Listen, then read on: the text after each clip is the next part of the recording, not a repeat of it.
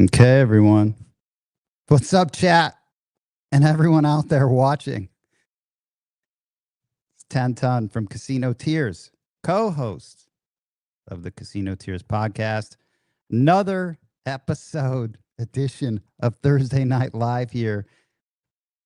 I'm going to introduce this guy who's coming on right now. Absolutely hilarious guy with a great handle. His handle's Lip King. Okay, I'm just going to get the show started. Let me play a little intro for Lip King right now.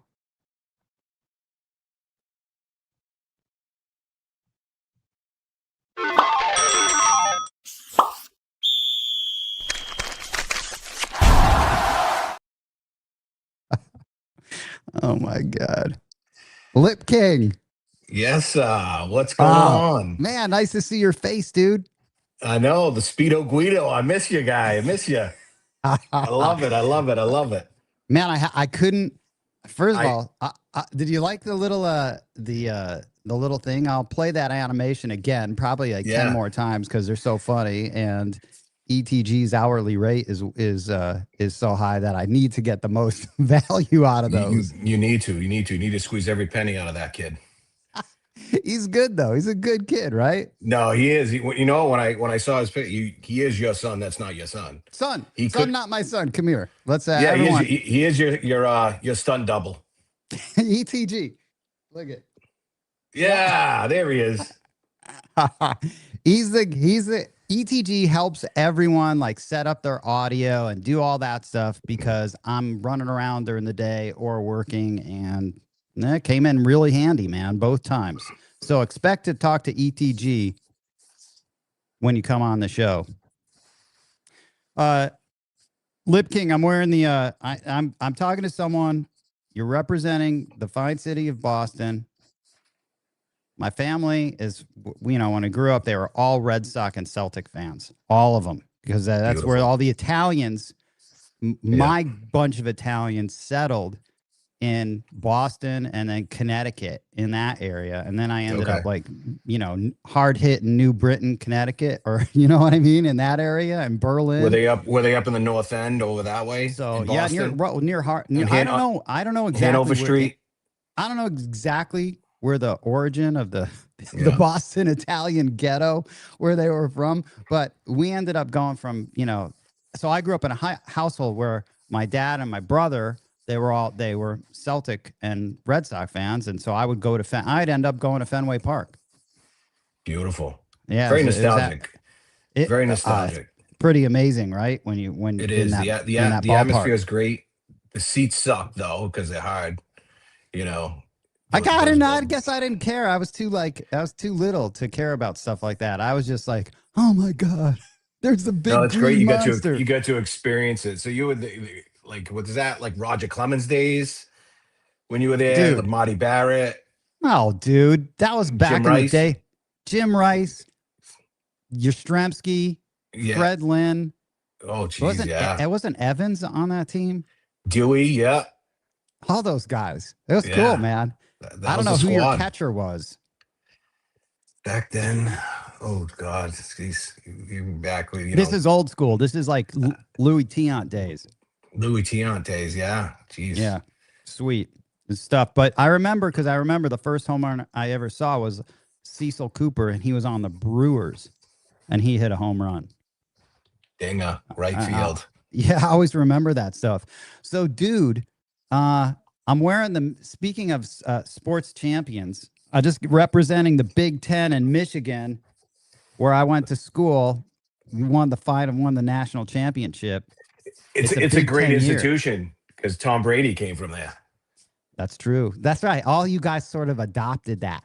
Like I see that fucking guy Portnoy always. I don't know if he went to school there from Barstool, but he did. Oh, he did. He didn't graduate. He went there, I think, a year or two. Is he allowed to sort of represent Michigan if you didn't graduate? You know what I mean? It's funny, dude. I go to I'm at the gym, Lip King, and whenever I see randomly, you'll see someone with a Michigan. I'll be like, "Hey, where'd you live in Michigan? Or you go to Michigan?" And they're like, "No." The good thing with Dave Portnoy is, he's helping you promulgate how great Michigan is in sports. Because remember back in the day when they had the Fab Five, I and then do they remember fell the off. Fab Five, Yeah, dude. they were fantastic. It was them, and remember UNLV too. They were dominant. Hmm. Um, but the Fab Five, I loved. College hoops was great back then. But that's when Calipari was at Providence at that time too, and Providence was Dude, a that's force so to be funny that reckoned you with. said Calipari because I recorded with Ed No, last night. Rick Oh, Pitino was there over at Providence, but was that Calipari was before? at UMass. That's funny, man, because we were talking about some guy named Capoletti, a sports Capoletti, guy. that's Italian. Oh my Oh, God, dude. Gino Capoletti. Yeah, Gino Capoletti. He was the I don't voice. know, Was man. he? Someone Yeah. else. Who knows? It was like Musso and Capoletti. I was just making jokes about it, but it was really funny because we talked for 3 hours last night. And I don't know, so much material, man. Ed ended up, this is a pretty interesting episode because I was reading a lot of the stuff that's in the chat that we have, the chat group, which is great for people that are on Patreon. It's really cool. And Ed's not a part of that. So I went through and started reading a lot of that stuff. And it's really cool. Because sometimes people check in, I check in, you see stuff in there, you comment, some good conversations in there. And so I was reading that stuff off to Ed. And then somehow I think Ed was drinking so much that all of a sudden he started asking me like the quiz about, okay, well, how would you bet on this random shooter? He called her Big Boo Betty, right? Yeah. But it went on for like an hour. This imaginary girl had the longest roll, but it was really interesting because of it was just a quiz. All right, what are you doing on this random shooter? And so I explained, this is how I would bet. I bet this, and then what? And then this 3 rolled. Now this rolled. Now what are you doing? And he went through this roll. Pretty interesting to see.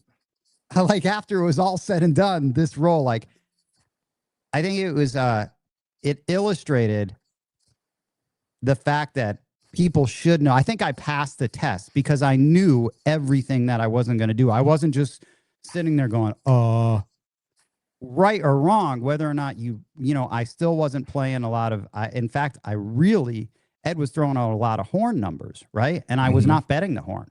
I eventually got on the field, but that's just not how I was playing. But I had reasonings for it. I can't wait to actually re-listen to that. I'm going to this weekend and edit that up. I mean, our conversation was so long. It was like close to 3 hours. So we'll see where that goes.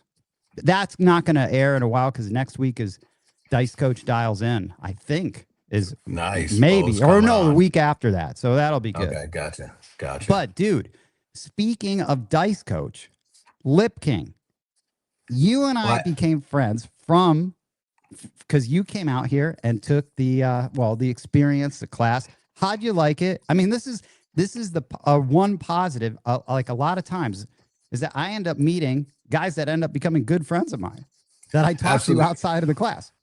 But all right, first and foremost, this is you sent me some sad news yesterday. Okay, all right, what? It's a sad day in the craps community, the craps world. Okay, what? Okay, yeah, what? That Koga Ninja announced his retirement. Okay, all right. From his illustrious career, mind you. Okay. So I broke out some good, Balvenie Caribbean cask. I'm gonna do a toast right now on our Casino Tears glass. Thank you to Dr. Yank's wife for these. They're fantastic, actually. Oh, that's awesome, dude. I'm gonna break out this Suja Energy that I have energized that I have here. So this is it's got caffeine. To Koga Ninja. May your dice be square and land on a pair. Dude, to Koga Ninja's retirement. Now, tongue in cheek, what a clown! Because I listened to what you sent me. Really? No. Listen, he's a fucking clown. Because if you listen to it, it's one big sales pitch, and then at the end he says, "I'm retiring maybe 4 or 5 years down the road, and I'm going to charge an exorbitant amount of money for private lessons." And I'm listening to the thing, and I'm like, this guy, and he's a little bitch because he said he was retiring because he couldn't take criticism. Oh, really? Yeah. If you listen to the whole thing, because when you sent it to me, I thought it was a parody. I thought it was a joke, and it wasn't. I listened to the entire, his whining and his bitching, and you know what? And when you ask for rain, you got to deal with the mud, and that's and he can't handle it. Are we dealing with Boston mud right now? I'm telling you. Okay, Lip King. So for the people that don't know in chat, and I should get to chat at some point. Okay. And right now, you're the only scheduled person, Lip King. All right. So this is all we got. I think Ed's just chilling. He's had a long week. And okay, so Koga Ninja. And this is one of the topics that we're going to talk about because I wanted to talk about. I was like, Lip King, come on the show because you've taken a lot of classes. And I've taken classes. And we would always have these very interesting back and forth, which I think I'm always interested in that and how people learn the game. Right. And that's why I show practice rigs. And that's why a lot of this, I'm going live and having this, because I think it's so relatable. Now, this is a guy that you don't hear about that often, but he was one of the OGs. I got to listen, man, I got to give this guy props.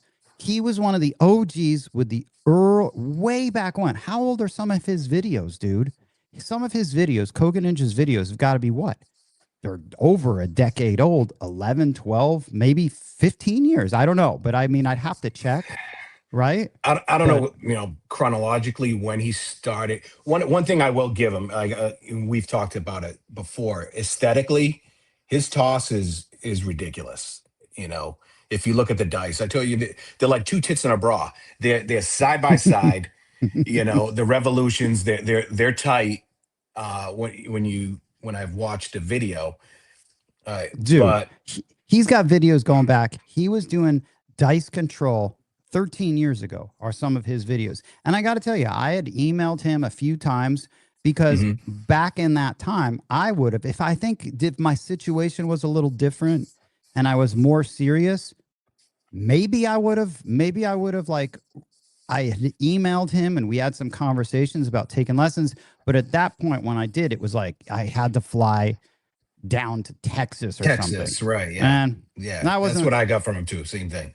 Yeah. Okay. So you did talk to him. So I had communication with him, because we spoke before, I never took a class with Heavy or him because I wasn't going to go to a place that there was no casinos in sight. So that's why I chose not to. So I started off. We'll get Lip King. You know what that is? That's exactly. I have the conference theory, right? Like in my industry, right? For a day, right. Advertising, they have these conferences, and I'd be like, I was a member of the Outdoor Advertising Association, right? And you have to pay these dues. And I remember, I'm like, why? I wrote a letter to the president.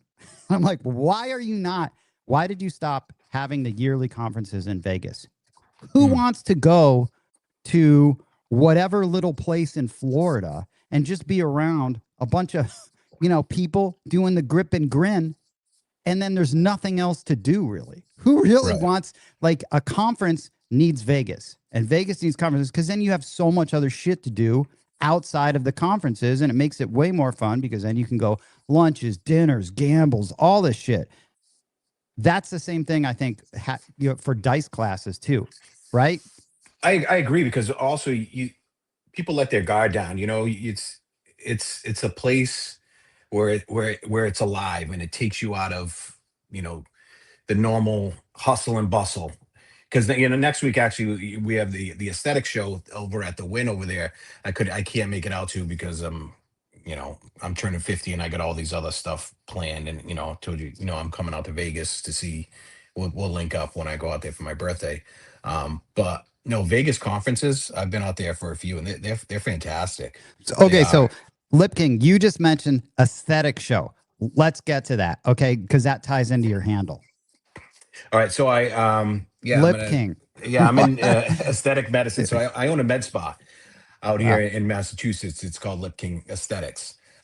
So I do Botox, fillers, all that stuff. I beautify women. I beautify 10 ton. Next time I go, I'm bringing a bottle of Botox. I'm gonna freeze you Oh, up. sweet. Yeah, I'll Sweet, tighten you dude. right up. And I'll give you That'll be that awesome. penis enlargement that you wanted. You know what I mean? I'll give you some girth. Oh I'll my make it like a tuna can. Uh, oh my God. I can't wait. yeah, but Oh my you've seen God. like all the women that I beautify over Oh my here. God. Seems like a good line of business, man. No, it is. I got into it like 11 years ago, and it's been fantastic. It helps my bankroll. You know what I mean? So, Oh yeah, my God, dude. That is just so funny. Yeah. So, man, I should show some of you. You know what? Speaking of this, dude, I'm gonna put some of these pictures that you sent me because one's in your you're office. often, yeah, Right? in between patients. Oh my God. Yeah, this will be great, dude. Let me move this. Let me show everyone. And then before we get into the checking out the chat, dude, let me check this picture out. All right. This is here we go. Dude, this is in your My office. off, yeah, it's in one of my exam rooms where that's my throwing station, and I throw in between patients like nonstop. Like I probably a week, I probably throw 500 rolls a week. So you're practicing at work while you're taking breaks, Yeah. dude. That's awesome. Yep. So where'd you get this little station from? Actually, I got that from the Dominator. Oh my God, dude, we're gonna have someone. Yeah, This we'll is touch gonna upon be. that. I Yeah, keep derailing from Kogan engine. Okay, having dominator. All right, this is great. All that's right, a so you Dom bought special this. right How there. much did Yeah. this cost you? $1,000? No, it wasn't. No, it How was maybe much? like maybe 400. Oh man, yeah. I was talking to Bo, and Bo used to sell these. Bo used to Yeah. sell these. I believe he did something. I think it might have been. Correct me if I'm wrong. It might have been shout out Aloha Johnny. I don't know, but I think that they used to do. I'm pretty sure I'll have to ask him about this. But I'm like, why are we not like selling these and making these? But you You should. know, I'm telling you, it's so beneficial. Because as you can see right there on the left by the dice is the gripper. So work grip, oh toss right yeah, there. right That here. right there. Yep. Yeah. At Dom's class, he'll say everything, including his kidney. Yeah. Okay, so before we get into that, but okay, so with And this then my gripper now, but table. I saw you Yeah. from shooting from stick right one when you were out here. Right. No, yeah, I'm a stick left guy. Stick right's my second spot. Okay, all right, cool. Yeah, and then hold on, I'm gonna now this My other custom picture table. that you sent me. This is a custom table. Yeah. All right, let me check this out. Let me add this one. Okay, that's nice. I mean, how do the patients feel? Are is that when They're in a set that room's like separate. That's overflow. They don't go in there. That's why that's blocked off. That's my it'd be special nice that you space. could, if you had patients in there in the waiting room and like, hey, throw some dice Some dice. Yeah. while I've You got the know, lidocaine all over your face. You know, maybe like Toca Madera. If you throw a hard six, you get like 50% off. you get a yeah, dude. Yeah. Yeah, that's funny. Hold on a second. All right, let me add this other one. All right. Okay. All right. So what are we looking at right here, man? What is this? That's my baby right there. Oh man, this is your table.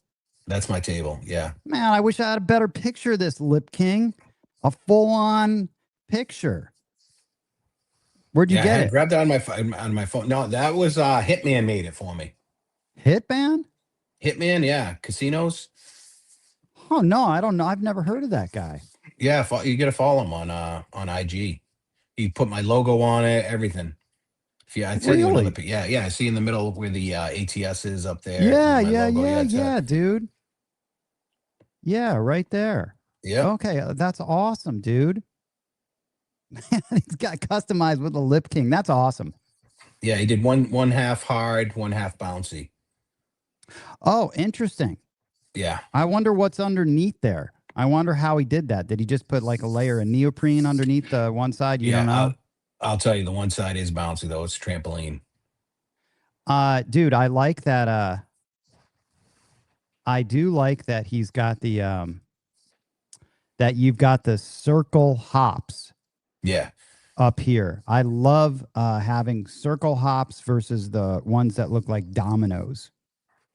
I just think these are. I'm not a hop guy though.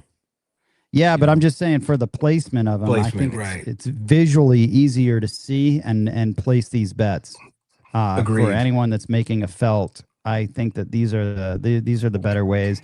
Bellagio has these. Cosmo. These are great. These are the best. All right, so you've mentioned a bunch of teachers. You know what, dude? Let me just get to chat first, all right? All right. I'm trying to make an effort to run the show proper. You know what I mean? It's so not proper. It's like I'm probably doing everything wrong. I always forget to say like and subscribe. Always. Every show, like and subscribe. Everybody honestly, you should like and subscribe. You know, I'm a proud Patreon guy, and I love all of the content that's on there, that's put out. Dude, thanks, man. I know you're not just saying that. Parsons Bootlegger, Mad Hatter, G-Dub. Mad Hatter's logo is sick. Oh, dude, Mad Hatter's logo? Check it out. Mad Hatter. That's fire. He does some customizations on his hat. He always has. He gets some stuff props, like special. Props to Mad Hatter. Props to Mad Hatter. Dude, G-Dub. Oh my God. I got to find this thing that G-Dub sent me. He sent me this, like, it was either like some sort of little animation of the $50 ferret. It was actually amazing. Yeah. I gotta find that. So you guys have ferrets out there. We have gremlins out here. Oh no, really? Yeah, because they fucking multiply. It's crazy. You put water on them and they just multiply like gremlins. It's insane. Well, I mean, this is, again, we started earlier. I'm never going to start a show. It seems like I'm kind of going back to the East Coast. We got East Coast craps, Sweet Lou. Dude, we got grasshopper. We got reapers in here. Oh, Carolina Reaper. Yeah, yep. Reaper. Carolina Reaper. Yeah, good dude, man. Good dude. Huggy Bear. Huggy Bear was my fullback at I think it was Cromwell. Yeah, nice. And then ATS Hunter. Yep, nice. Fucking Lucky 2. Nice, dude. This is awesome. Yeah, thanks for everyone for showing up. It's pretty, actually, very nice. Very nice. I was like, I wonder how many. I didn't really like advertise it. It's getting to be a thing. Spirit tossing. Thank you. Double deuces here. Real pain. The plow. Man. The plow. All these guys are great. Todd. Oh, dude. Craig. Dude, this is Craig. I met Craig at what is Zibolowski? What is he, the Polish Hammer? Dude, that would be great. That would be great. He's up in Wisconsin, so hopefully he's hooked up with he's gotten together with Wisco. But yeah, I've up at Palms and Paris and low budgets here. Dude, X-Man. This is good. X-Man. See, so Seattle's got I think they right now they're X-Man, another X-Man. What's up, brother? You're a good dude, man. Brunowski, and we got BRB, who you haven't. I know we gotta link up at the Woods. We've been texting back and forth. So because he doesn't play at Encore. I know he's over in Rhode Island area. You got Advantage Player. Dude, this guy is one of the funniest guys in the world. Yeah, I'm sure he's been waiting all week for this. That logo is hot too. I like that. Yeah, that is. Oh my God, dude. And anyone who there's Lazy Dog. Oh, who's it? Stanley Start. I like that, man. Stanley Works was out in Connecticut, East Coast. Saki Mojo. Yeah. DBET9BH. Brian P. Yeah, man. This is awesome. I love it. Oh, dude. Also, Vegas Day Tripper. My buddy's here. VDT. I want to see if I got to figure out a way. We were talking about getting him on because VDT's cool. VDT knows how to play, which I love. He's one of the guys that was like, doing this stuff on YouTube that knows how to play. See, So that's rare. That's rare that you see that, you know. Good. Props to VDT, man. That's awesome. Ripper. Oh, dude, Dr. Yank's in here. Dr. Yank. That's my guy right there. Him and Oz. Old Bay, dude. Old Bay. Nice. Oh, dude. I gotta tell you the story about that. I told you about Dr. Yank and Oz, how we met. Oh yeah, dude. That's right. You should tell that story right now while I'm going through their Craftsmaster journey. Cool Whip. So I was on every year, you know, the family and I, we take a cruise because after in January, February, because my rush season is November, December. Everybody wants to look pretty for Thanksgiving, Christmas, and New Year's. So we only go on Royal Caribbean, and so I'm on a roll. Yeah. And I can see out of the peripheral on my right because I'm stick left one, and I'm having a pretty good roll.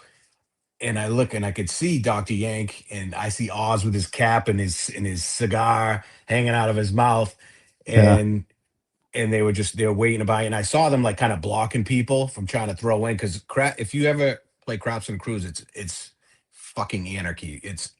It's wild. It's wild. They don't give a shit. If you could find a little spot, they want you to buy in because they that sounds horrible. It really sounds horrible, dude. It is, but it's their tables are fantastic. That's in my opinion. They die right there. But anyways, and so they were scoping me out, watching me and how I set and throw, and then when they got the dice, I was scoping them, and so in my mind, I'm like, they know what they've worked with somebody. And in their mind, they were saying the same thing, you know, he's worked with somebody. And then after, like, we started talking, and then he said, yeah, you know, I'm talking whatever. And I'm like, everything got pieced together because I was signed up. I wasn't at the March class yet, because this happened when we cruised, I think early February. And then just hit it off how we knew each other from listening to the podcast, and then we got to shoot and just play together. And the last day, Dr. Yank went on a effing heater. Nice. It had to been, honestly, Oz, Dr. Yank, he was in a zone, like he was zoned in. And you know that look, you know, he had that 1,000-yard stare. He was so locked. Yeah, he was in the bone zone. He was straight out. And Oz and I, Oz, by the way, I still got my chip that we have from his role. Just so you know, Oz. It was easily over 40, and we made a ton of money off of him. There's no ATS on Royal Caribbean, so he's just pounding numbers, pounding. And Oz and I and Dr. Yank, because I think table max like 500. I want to say we got probably right. But it was fantastic. It makes a Gold Coast look like a. And I'll tell you what, and for him to do it and if anybody's been on a cruise, to have a 40 roller with all the madness in the place bets, and the good thing about it is there's no hops. Okay. Yeah. So there's no hop bets, but I mean, you know, the war zone of all the chips around, it was great. And you know, Yank and Oz were fantastic guys, man. Awesome, great guys. I'd shoot with them any day. Dude, the community's great. Isn't it funny when you're at a table, speaking of like whatever, just people you don't know, you can you immediately know someone is not like just not a random person. They've taken a lesson. They've done something. The minute you see someone with a setup, any sort of setup. Yeah. If you're a craps player, like us, like if you're like a sycophant like us, you know, craps, you could point one out a mile away. Just by the set, the you know, the release, the landing zones consistently. Yeah. And, you know, that's what I pointed out with them, and they pointed out with me. And that's how we got to, you know, mesh and collaborate, and we got to play together, and it was a great time. Yeah, it was. Man, that's cool. And I have to thank you for, your podcast and, Patreon and everybody, because without, Bo, he wanted to push me because I worked with Bo to get on this and link up with you guys. So thank you, Bo, because all of the people that I've met so far have been fantastic. Okay. All right. So all right, let's get to that, because now you just mentioned everyone, but let me just finish up. This was the jacket, who I didn't know. The jacket's great. Missouri. Beautiful. Mizzou. Beautiful toss, man. Yeah, he's going to come out here soon. Fuzzy, what's happening? Jobless DGen. Stent Blazer. Jobless DGen. I love that, yeah, dude. I know. That's the best. Fucking Moonshine is here. I love it. Caveman. Dude, wow. Man, there's a lot. Helms. Koga Ninja. Definitely one of the first guys coming after Dominator went public. Okay, so talking about this. One time when I was walking back to Howard's place to take like another class with him and practice, I remember he mentioned, because I was talking about him, he's like, if I hope I'm not like misspeaking, but I don't think I'm wrong. He said that, oh yeah, Koga Ninja trained under Howard. That's okay. Where it would make sense, given that would make sense. It would sort of line up.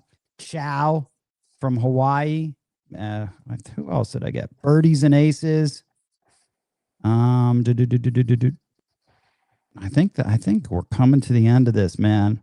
I just wanted to make sure I just gave everyone shout out. Yeah, props to everybody in the chats, man. Thanks that's really nice.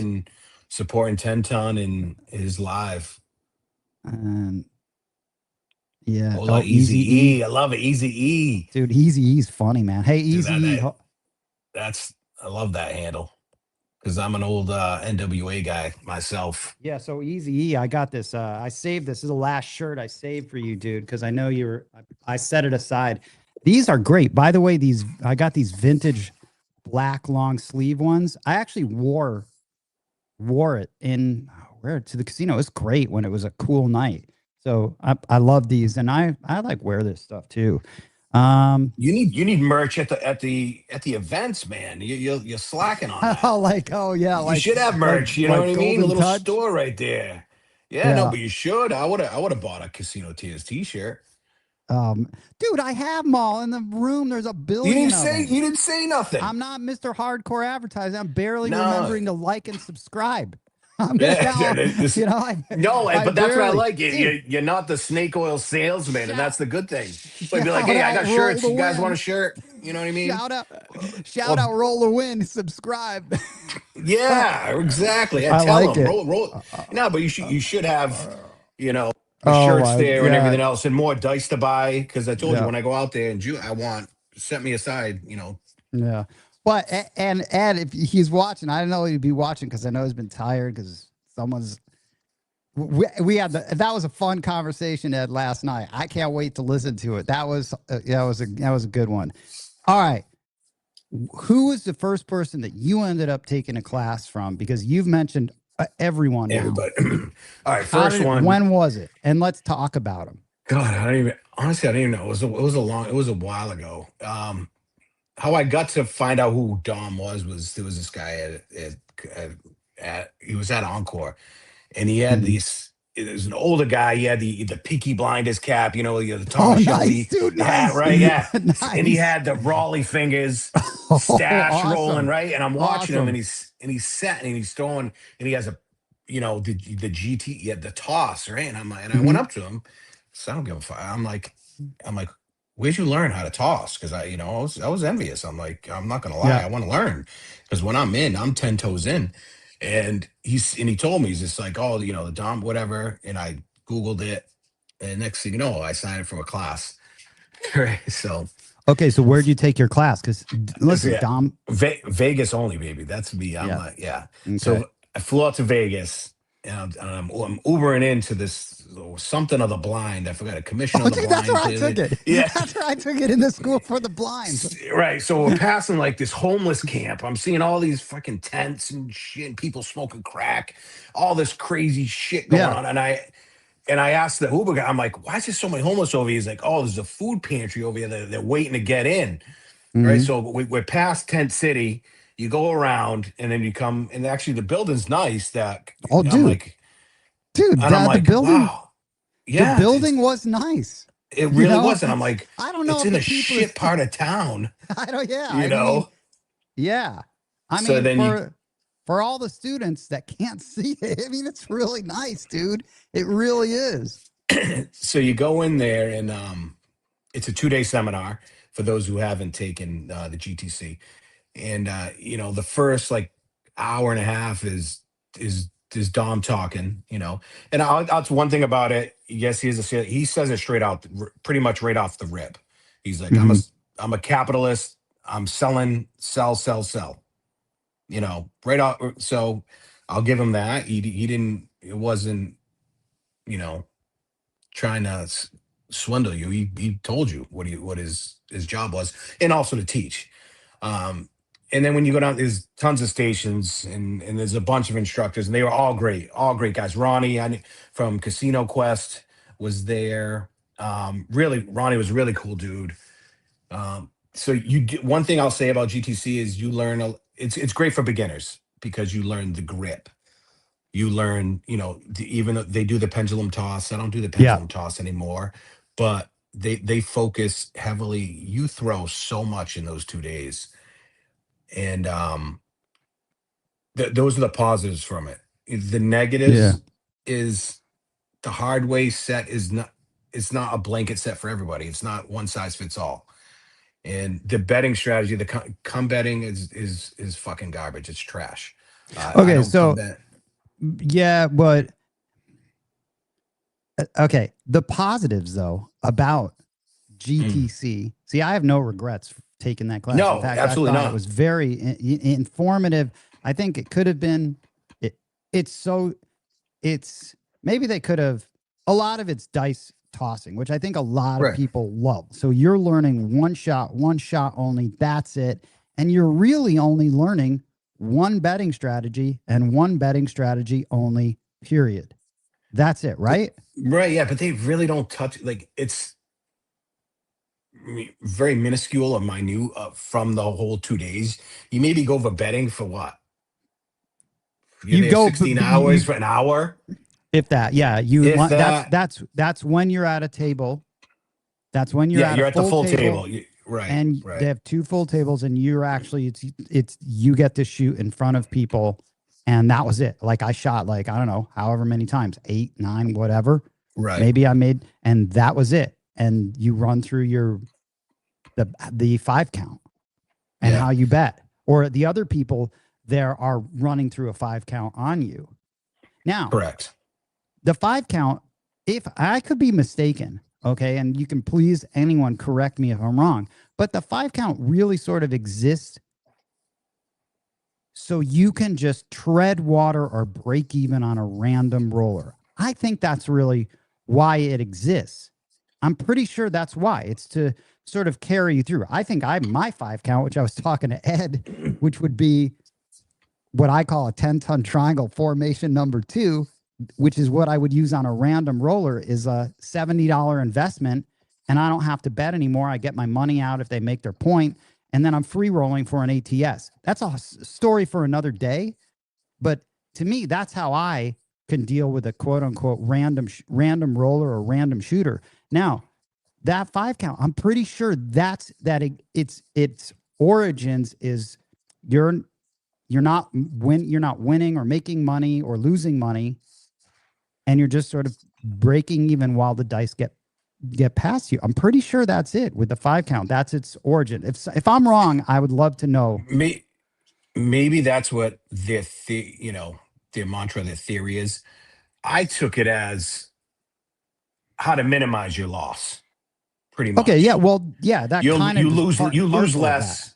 Yeah, you lose less waiting and then throwing out a $10 combat or 15 or $25 combat, throwing a little bit of odds. You throw two out there, but I personally, me, and I can't play that way. It's just that's not my nature. I can't do I don't it. think a lot of people, I mean, let's get real. I would love to have, I'm going to email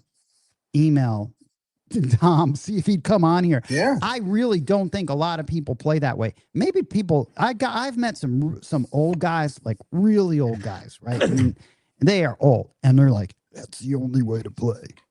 You know, Well, yeah. combat I've with seen them at the odds. table. I've seen some of them at the table, and I've seen them get their teeth kicked in 1,000%, you know, throwing out a $25 combat, 150 odds, three numbers out there, and then a seven comes, and they just got smoked. Yeah. You know, and I've seen that more than Oh my God. I've seen the W's. Yeah.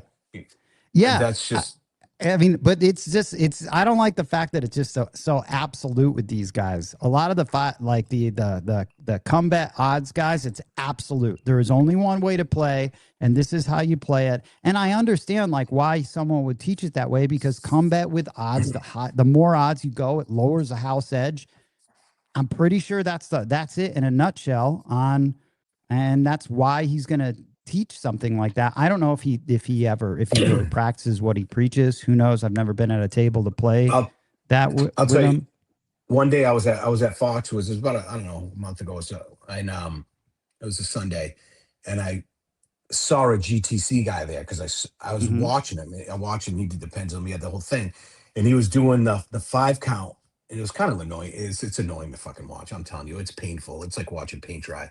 And then I went up to him and I said, "You worked with Dom?" He's like, yeah. And I started talking. We shot together in like he had a decent shot, whatever. But I don't know if BRB can chime in on that. If there's a lot of GTC guys over there at the Woods, but I did. Oh, that'd be interesting. Yeah, there was 2 guys that I did. I forgot their names, but they it was like religion following Dom's word on the combats and the 5 count. And I don't know how their patience, God bless them. I can't do it.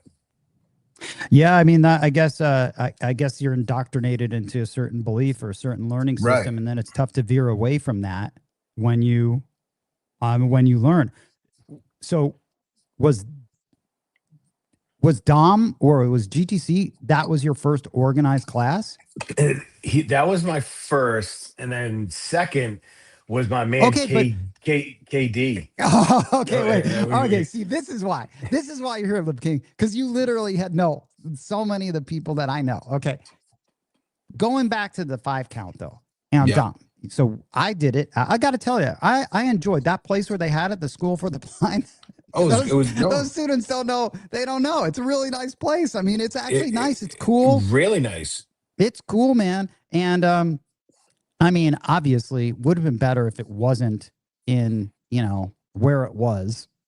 Right. But I mean, not horrible. It's an all day thing. I was able to get my 10,000 steps in every day just because of how many breaks there are. So I mean, you could probably condense it all, do some things, whatever. I'm not running it. I felt like there wasn't enough focus on actual like betting what goes on at the table. No, but it was all about your throw. And for that, I give it an A+ because they really, Agreed. know what I mean? This is the throw. This is how you do it. And let's practice it 1,000 times. Like I said, like for beginners and and wanting to get the grip down and get the toss or the par toss down, I thought it was an A+ on that, because you throw it like you and I know you throw a lot. You throw a lot of tosses, and you're with other. The instructors are good. There was one guy there. His handle, his handle was Kung Fu, because I wouldn't forget him because his toss was it was Koga Ninja, like I told you, like 2 tits and they were stuck together. And I went up to him. I said, I want to work with you. I need to get, I want a pretty toss like that. At the time, because the toss, you and I know our best toss looking ends up a 7. Because when I release it and I see it and I'm like, when you I know what's discover coming. that side of the game, you're like, oh, right. And I always wanted to have like the most beautiful, perfect toss. Right. I always comment on it right after I throw it. Like, that's a beautiful toss. And then when it sticks, it's awesome. I mean, yeah, a lot of times those tosses do end up sevens. They do. But They do. I'm telling you, more often than not, when I see it, when I'm looking at it in the air, and I know it, and I yell it right before it hits, and that deal's like, "How do you know?" I'm like, "Because it was too good of a toss. That's why it looked too yeah, pretty." yeah. And so listen, BRB said there are a few, most are not very good at the toss. I mean, Yes, you know what? Ronnie was there, and Ronnie's out here, nicest guy. Ronnie's over at Casino super. Quest. Gives Yeah, some, you know, Ronnie too. yeah. I worked with Ronnie there. Ronnie was a great dude. Dude, I worked a lot with Ronnie. Ronnie's so Yep. nice, man, an awesome guy. He asked me, he's like, "Why did you take the class?" I'm like, "Because I wanted to see what all the hubbub is about, bub." Yeah, he was talking about his salsa dancing or whatever he does with his wife. I don't know, all this other stuff. But Ronnie's a really cool dude, man. He is. Yeah. And so, but I think learning that is good because then you can learn all this other stuff. Learning the 5 count is good. So then you know, like, I fucking hate it. As ATS Hunter says, never made any fucking money. And so I don't know. Like I said, Exactly. I think it's a way to the 5 count is allows you to not lose money while you wait for the dice. I think that might be I told you, you lose less. That's what it is.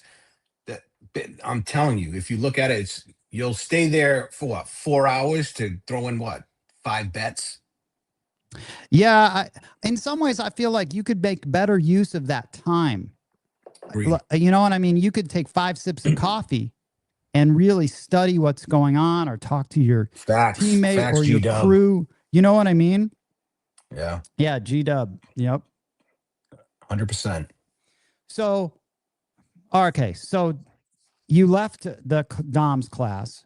Yep. And dude, listen, he's an OG. Give the guys flowers, right? You know? He loves it. He loves himself. I'll tell you that. And I just don't like the fact that there's only one way to play. And I really hate that. Yeah, but you could separate. You know, you could take what you want from it, and you know, get rid of the trash. You know, so I got from it the toss, the grip, in that aspect of it that I use today. Like the grip, I still use, and I use that gripper all the time that I ended up buying from him. And it helps me keep it aligned and my thumb in place, and it's great. That's nice. And highly beneficial, I would say. You know, the practice rig I got from I bought a table from him too. I didn't tell you that. It's man, yeah. So, what a customer you were. The cost per acquisition, man. You were a gold mine. I told you. Listen, like when I'm he in, like, be retargeting you and sending you emails all the time to get you back. No, he know, because long story. There's a lot behind it. So I got a custom table from like a 12-footer, and got it. And then I got it, dude. It was fucking voodoo hex on it. Like he was stabbing it. Like a voodoo doll. Yeah, I was at a shitty month. I mean, I was awful. Put it on eBay. No, I put it on Facebook Marketplace. So my buddy Kevin bought it. He's a big better like you, and bet stupid. But doesn't know what he's doing. He just bets stupid. And he bought it for me, right? So I see him like a month later. He's like, that fucking thing's hexed. He's like, I lost like 40 grand in like 3 weeks after getting that table. He sold it. Oh my God, dude. The cursed table? the cursed table. Where is it now? I don't even want to know. I just keep it away. Yeah, that's funny, man. Yeah. All right. So so you don't play like that anyway, but the takeaways were like, I feel like the fundamentals and the tossing, and all that stuff, just like I felt, and I always will say that the, who you just mentioned, KD, King Dice, that's one of his, and dude, he'll be on the show. I'm going to have everyone on here, dude. It'll be hilarious. But the takeaway from him and his classes were, and I would go there when I didn't have a table just so I could go and work on I would go to his place. The pizza shop? Oh, dude, before that, it was in that Super Sketch. Dude, that's what I got to tell you about that. Super Sketch Mall, right? And I would go there just so I can get on a table. While he was doing classes, I was always practicing my betting. So I was working on betting progressions with chips at a table there. not necessarily practicing a toss per se at all. So, but I still look at the positive is that he was teaching, just like Dom, a toss, repetitive. I know everyone's going to be Ed will probably be like screaming right now at the TV going, but there's whoever it is, it's good to practice whatever it is. You know what I mean? Right. No, where there's a table, we're playing and we're practicing. And if you didn't have the means at the time in your own apartment, if you didn't have a table, I'm assuming, correct? Yeah. Right. Yeah. So no, I didn't. And so listen, hey, ETG, I got to take a look. Hey, ETG, I'm getting these random guys in the chat that I'm just going to delete. There's going to be no mercy in this chat, by the way, how I'm going to run it. You're just going to get deleted and banned, I mean, for some of these guys, there's going to be no politics, no anything, because no one fucking agrees on it, all that crap, or religion. No one will agree. This is just about craps. So. Wait, how do they? I didn't even. Well, I'm not looking at chat. If I see something, you're out of here, dude. There's not even there's no strike policy. It's just immediate. See it, ban later. All right. So, BRB says, Lip King, I practiced on a 12-footer a guy got from GTC, and after my shot, shit at the casino. Man, right? See, I'm telling you that it's cursed. Don't buy. Don't. Yeah. So, all right. So anyway, if anyone, sorry, some people in the chat. No, I don't have any mods. The mod is me right now. ETG might have to be a mod. Eventually, I'll figure out how to have a mod and do all that stuff. All right. What is it, like bots coming in? I don't know, man. This is like, I'm going to blame everything on son, not my son, ETG. You know what I mean? If you're getting bots, you made it big time. That's it. Yeah. So, all right. I think low budget has to peace out later. Low budget. Okay. So KD, was that the next guy that you went to go see? So KD was next. So I got the old address. I didn't know, which I thought was his address. So I go down there, I take an Uber, and I get dropped off, and it's in a sketchy, mall. And I go around the back. I'm like looking for the place, and it reminded me of remember like Danny LaRusso's apartment in Reseda and Karate Kid. When he with like an empty pool and like broken down Huffy bikes, and I'm like shady characters all around. Right. So I'm like, I'm gonna get rolled on. I got like 3 G's in my pocket because I was gonna play after. And I'm like, because if you go straight down from Spring Mountain, you're gonna end up right at Encore. And so I didn't like at the time, I didn't know where. I just got dropped off in the middle of Death Valley to me. So I'm like, all right, I'm gonna be scrapping. So I started looking for stuff. I think I grabbed a rock, so I had it in my hand, just a little weight in case I have to throw down. And it's just like very shady, nefarious people walking around, and then I saw his place, and I'm calling his number, and he's not answering, and I'm like, this motherfucker, and I keep calling, and I paid him for it, and I'm getting pissed. And then finally, like he probably just woke up. He's like, hey, wait, and I'm like, I'm here. He's like, no, you're not. And I'm like, well, yeah, and I told him where I was. He's like, no, I'm at the pizza shop. I'm like, what fucking pizza shop? What are you talking about? So I had to take an Uber down to the pizza shop.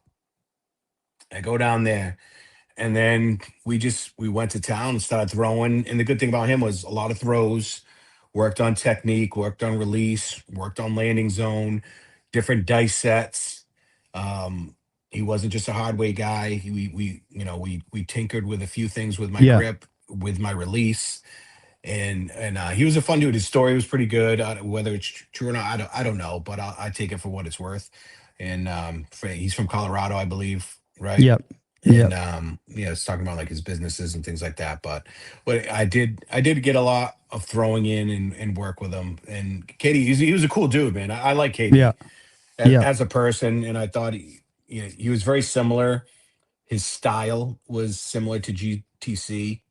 I don't know where he got his formal training from in craps. I don't remember, but I guess you could say that shot that he's teaching is really a variation of the par toss. Right. Correct. I don't know. I forget if there's a backswing to it. I forget. Yeah, there was a backswing at the time when I took it. He could have changed and modified it now. Yeah. But yeah, he did have. I did do a pendulum with him. Yeah. Yeah. Hey, hold on a second. Lip King. Hey, Yeah. ETG. I need you to come here and just manage this chat and get rid of the fucktards. Thank you, dude. Appreciate it. I'm going to let ETG deal with, you can see him. All right. This guy. I don't know who these guys are, but man, you can call it out in the chat for anyone to take care of. I don't know who some of these guys are. I don't know who. I don't know. Like, I don't know a lot of them, but I'm just going to police it hard. It's not like I've got thousands of people here. Right. You know what I mean? It's like, Right. just sign up and come create another username and come back and tell me I made a mistake, right? You can pretty much tell. I have no problems with, I'm glad that he was teaching. I thought King Dice was good for the game. Yeah, no, he is. You know, it was like, we need more people to give it that surge in popularity. I know a lot of people didn't like his methods, but you can say the same thing about Dom. You know, I mean, they're opinionated, very opinionated teachers. Well, the thing with KD was it was just strictly the toss. The focus was the toss. There was no betting, zero on betting. Yeah. So if you want to go there with him and just work on your toss for 4 or 5 hours, you're gonna work on it. Yeah. And get it down. You know. So that was a good thing. Is the toss, is the grip. You know, the trifecta. You need the grip, the release, the landing zone. Those three things. I mean, if one of them is off, your toss is going to be off. Yeah, I mean, you can't. In some ways, you can't argue with the basic sort of overarching concepts. I think then it comes down to like personal preference. There was really no betting with King Dice. No, nothing. No betting. I mean, zero betting. Yeah, it was I think, and he will. I think he will even you know, admit to that, because I mean, he would be like, yeah, that's all I was doing was just focusing on betting when I was even over there using his place. Yeah. Yeah. So nice table in there, you know? Yeah, they had a couple. So after KD and that, but dude, that was a good, in theory, having a place where people could go, sort of like how Casino Quest has it. Or had it, because I had it before in the mall. One of those people. I was one of those people that would drive to have a table. When you don't have a table, you're always trying to practice in a real life environment. So that was one of the first people going over to Casino Quest, and just so I can work on the toss. That's where I first met Ronnie way back in the day. Yeah, when I was flying to Vegas, I'd reserve an hour at Casino Quest and just go in there and toss and get warmed up, and because I didn't want to throw in my room, and I just wanted to get the feel down. Yeah, because I'm flying in from Boston, and I just didn't want to start at a $25. Yeah, there's a real need for that, dude. There is a real need. Like I honestly feel like, God, man, if I had a spot, I just have tables in there. You can just go in there and do it. Like, that was a good idea. It was a really great idea. I loved it. They moved. Is that correct? They're no longer in the mall, Casino Quest. No. They're over. I think they're over. I haven't been to their new spot. I think I have to ask John from Pro Crabs. I mean, they're over near Palace Station. Gotcha. So Gotcha. So after KD, I met up with Bo, actually. Yeah. And Bo pretty much was like the Mecca who put everything together, I would say. The top, and the good thing about Bo was, how did you get in touch with? So, is Heavy fit into this at all? No, I reached out to Heavy, but like I said, when Heavy was in Vegas, I couldn't do Vegas. So it was just the timing. It wasn't going to work for us. And he did his thing in Texas, and I said, like I stated before, I wasn't going to go to I wasn't going to go to an area where there was no live tables action going on. Yeah. You Yeah. know. Yeah. So I met up with Bo. I forgot it was a craps forum, and people were talking about Bo Parker, Bo, dice coach. And I said, all right. I reached out to Bo, set up a time, flew out with him, met out with Bo at his house. So you heard of him from other classes? Because I first heard of Bo as random because he had these videos out. Only had a few of them. I didn't see any videos of Bo. I just went by word of mouth, and then people were swearing by Bo. And as evidence, if you've ever worked with Bo privately, the proof is definitely in the pudding with him. He is so knowledgeable, great guy personally, and like very non-judgmental. He's just focused on mechanics and focused on betting. And he had me change a lot of my betting style, my presses, and double up my pass line and things like in that nature. Working with me, stick right one, straight out. Bo was fantastic. I thought, well, there's one more teacher after him, but out of everybody, because I had the basis down, I would say it was highly beneficial because I worked with GT. I've thrown a ton. Yeah. And it was probably a lot easier for Bo to work with me because I had experience. Yeah, totally, man. Than a newbie. Well, yeah. Plus, he all those guys started together. Right. Despite what they all say, Right. They might say one was in each other's class, but they were all, according to Bo, and I'll have him on to talk about this too, because I'm going to have Bo and Heavy on, which will be fucking awesome to talk about the good old days, Agreed. because those guys were all in the same room at one point. And the same lecture was Heavy, Bo, and Dom. They were all in the same. They were all students at one point. So why the breakup? Do you know why? I don't know, man. We'll talk about it. We'll figure it out. Everyone goes their separate ways. I mean, they all worked together at one point. Right. So there was something that happened. I don't know. There's something that happened. Who knows? It all probably all always boils down to what? Money, probably. Right? Money and ego. Why did the Jackson 5 break up? Who knows? So anyway, Bo, he is very underrepresented on YouTube, right? But he had like these few videos out there, which are really old. I saw him after. They're very old school. It looked like old 70s porn. He's got to work on his Yeah, he should add some music to that. Or like the Skinamax in the 80s. Oh my God. Yeah. So anyway, those were his. So that's funny, man. Yeah, I was waiting for like the bounce to go on when Bo came on. So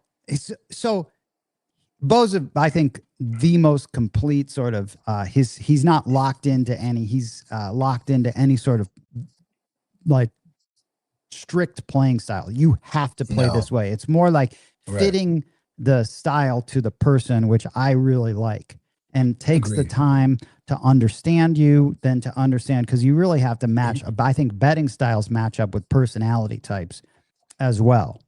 Agreed. And you're sort of how aggressive you want to be. I think it boils down to sometimes it's deeper stuff, like with G-Man.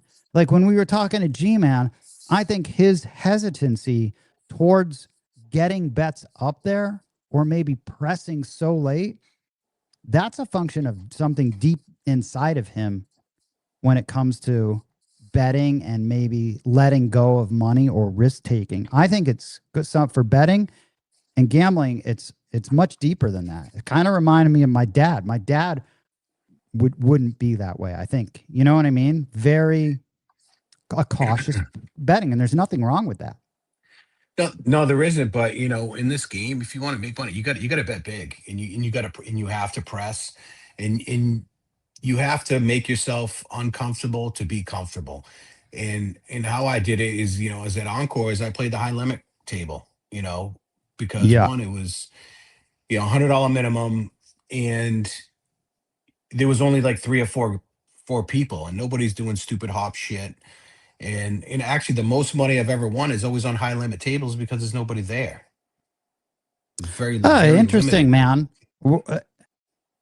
So, because what about there being no one there? Because they probably couldn't afford it. At Encore on Friday and Saturday nights in Boston, upstairs is the high limits, and it's $100 table. And there's probably, every time I go there, it's maybe like three or four of us up there max. And I get my position. I get stick left one. There's two guys. Out, but you're betting heavy and you're hitting heavy. You obviously you could lose, but I've won more because I'm starting at a higher amount. Going 440, or and then pressing and pressing and pressing. But that's the only way to push yourself to get comfortable starting out high. Because if you set out, $10, $15, on your, I'm saying on yourself too. But that helped me bet higher on myself, I would say. Yeah. Yeah. I want to get to Encore, but after Bo, where did you go as far as, and after you had, and that was how many lessons with him? One? I did one with Bo, and he told me, because he's the one who told me, you guys are just getting started. He was telling me, he's like, oh, we're going to do this thing, at this guy 10 ton. I'm like, what fucking kind of name is 10 ton? Anyways, at the time, and he's just like, 31st floor, he was kind of telling me about what was to come. And he, told me about the podcast. And then that's how I got linked in to following and listening. And I said, I'm gonna take it, because when you get in, if you really want to be a craps enthusiast, I won't say enthusiast, for lack of a better term, maybe like I said, like a sycophant. You want in it because you love the game, you want to make money, and it's just not a hobby. You have to continue your growth by education. Yeah. By, no matter who it is, because everyone that I've worked with, I've taken a piece of what they've taught, what I've learned, and applied it to my own style. Pretty much, it's like a paella of information, and then I extract it, of what I want. So important. That's why I think, like, taking all of these classes and all of these, you can pick up little pieces. Right. And then if you are working on it, just taking little things that you like from each one and not assuming everything, like, there's no way that I wait to after a craps number, like after a aces or midnight, like Bo does. I do not do that, but occasionally I will, right? Occasionally, let's say the dice go off and then there's a stick change and then I see an ace deuce. I think I have actually turned my bets off then, just because there's been like too many things, and then I'll wait one more, right? Or now I'll turn them off. But I think that not one teacher or coach is right all the time. There's just too many ways to play the game. And if you're going to develop your own style, then you should pick out the pieces that you like. Oh, I like this. Or, you know what? I do like this 10-ton 2-hit takedown. Well, guess what? There's a time and place for that little move. You might use it once in a session, but there's a time and place for it. And then you'll like this, or I turn my bets off here. Maybe I'll do a 5 count once. Who knows? Well, here's the thing with Bo. With that, I will tell him that I will give him credit for this. For myself, if I throw, it depends what set I'm using, because it might be on axis. If you get a 12 or if you get aces, and so for myself, I won't turn it off. But you and I spoke to you previously when we were talking on the phone was, if you see a random do it, I'm definitely doing it for 2, because when the 12 comes up, they're flipping one die. That's it. I started watching and analyzing and trying to get really analytical when it comes Yeah. to craps.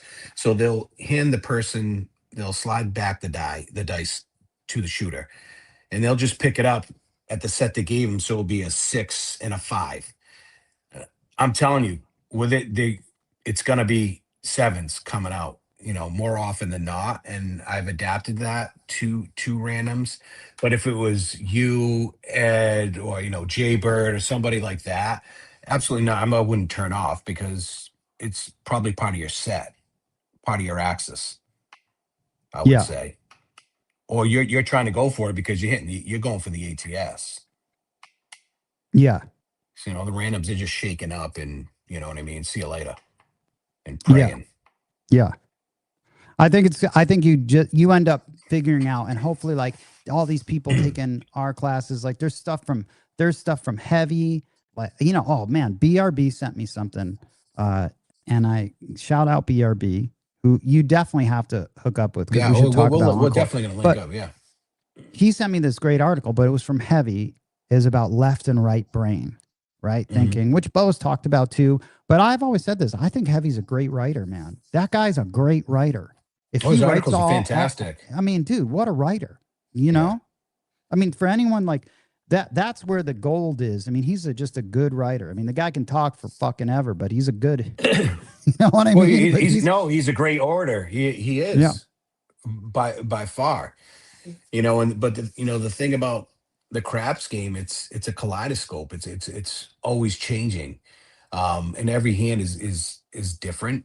That's a good way to describe it, dude. It's a kaleidoscope. Yeah, it's forever changing. So, and it also encompasses so many facets in life that we've learned.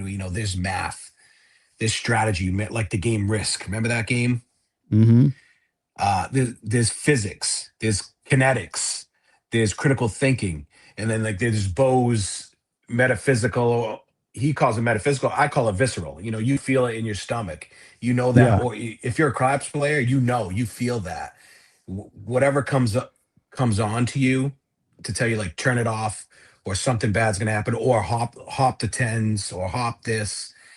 Just something intrinsic that does happen. It's to be a craps player, like a real craps player. Exactly what we're talking about. Yeah. Yeah. Like, what'd you say? Like, you were talking, was it last week? You said, I'm going to throw a hard 4, and you threw a hundo on it. Yeah. I don't know if it was a hard 4, but yeah. Or you said you're going to, you're like, I know I'm hitting this, and you just know, you feel it. Yeah. I feel like a lot of times it's like, man, was it Ed? I don't know who I was talking to about this, but I feel like your intuition is strong. Exactly. Sometimes, it's like Yoda. It's fucking Yoda. But I think intuition is a byproduct of a real sort of having all these strong fundamentals and knowledge of the game, so that now you're perceiving all the other little details that there's no way you would focus on when you're just learning the game. You're too confused. There's too much right here that you, in the short term, of like, how do I even make this bet? What do I do if my 6 hits, right? Or I can barely pick up the dice without my hand shaking. You are not thinking about all the other, like, higher level things, the nuances of what's going on, the little things that I think can go into into your intuition, Yeah, but when you're playing and you're like, so we're shooting, everything becomes pretty much like involuntary. It's like breathing or blinking. You know what you're pressing and how it's going to go, and it's so fluid, and it's seamless, and it's like poetry. It's boom, boom, boom, boom, boom, done. You know exactly what you're doing. Yeah. And it's part of your consciousness because of your competency of knowing and playing. Yeah. There's something to be said. I think that's why I think a lot of the the players that are playing for a long time, and you can learn a lot from these guys, because not only they've seen it all, but hopefully they're not just playing the same. Man, I was talking to Ed about this. It's like that's my big gripe about YouTube. I forever will have a gripe about YouTube. I'm with you. Because you and I were probably both on there way back in the time. That's why we emailed Koga Ninja, because there's nothing out there, right? Right. So there's nothing out there. So you're going to reach out to these guys, but then you realize it's like, okay, I actually would be curious to take Koga Ninja's class. I would actually be curious, because I haven't, you know what I mean? Just to know, like, that itch of like, okay, what is the secret sauce? Are you really talking about betting? Because he's really talking about shooting, and I don't really see much about betting there, which to me is the forgotten. It's kind of in what you sent me of his farewell speech that he's retiring in 5 fucking years.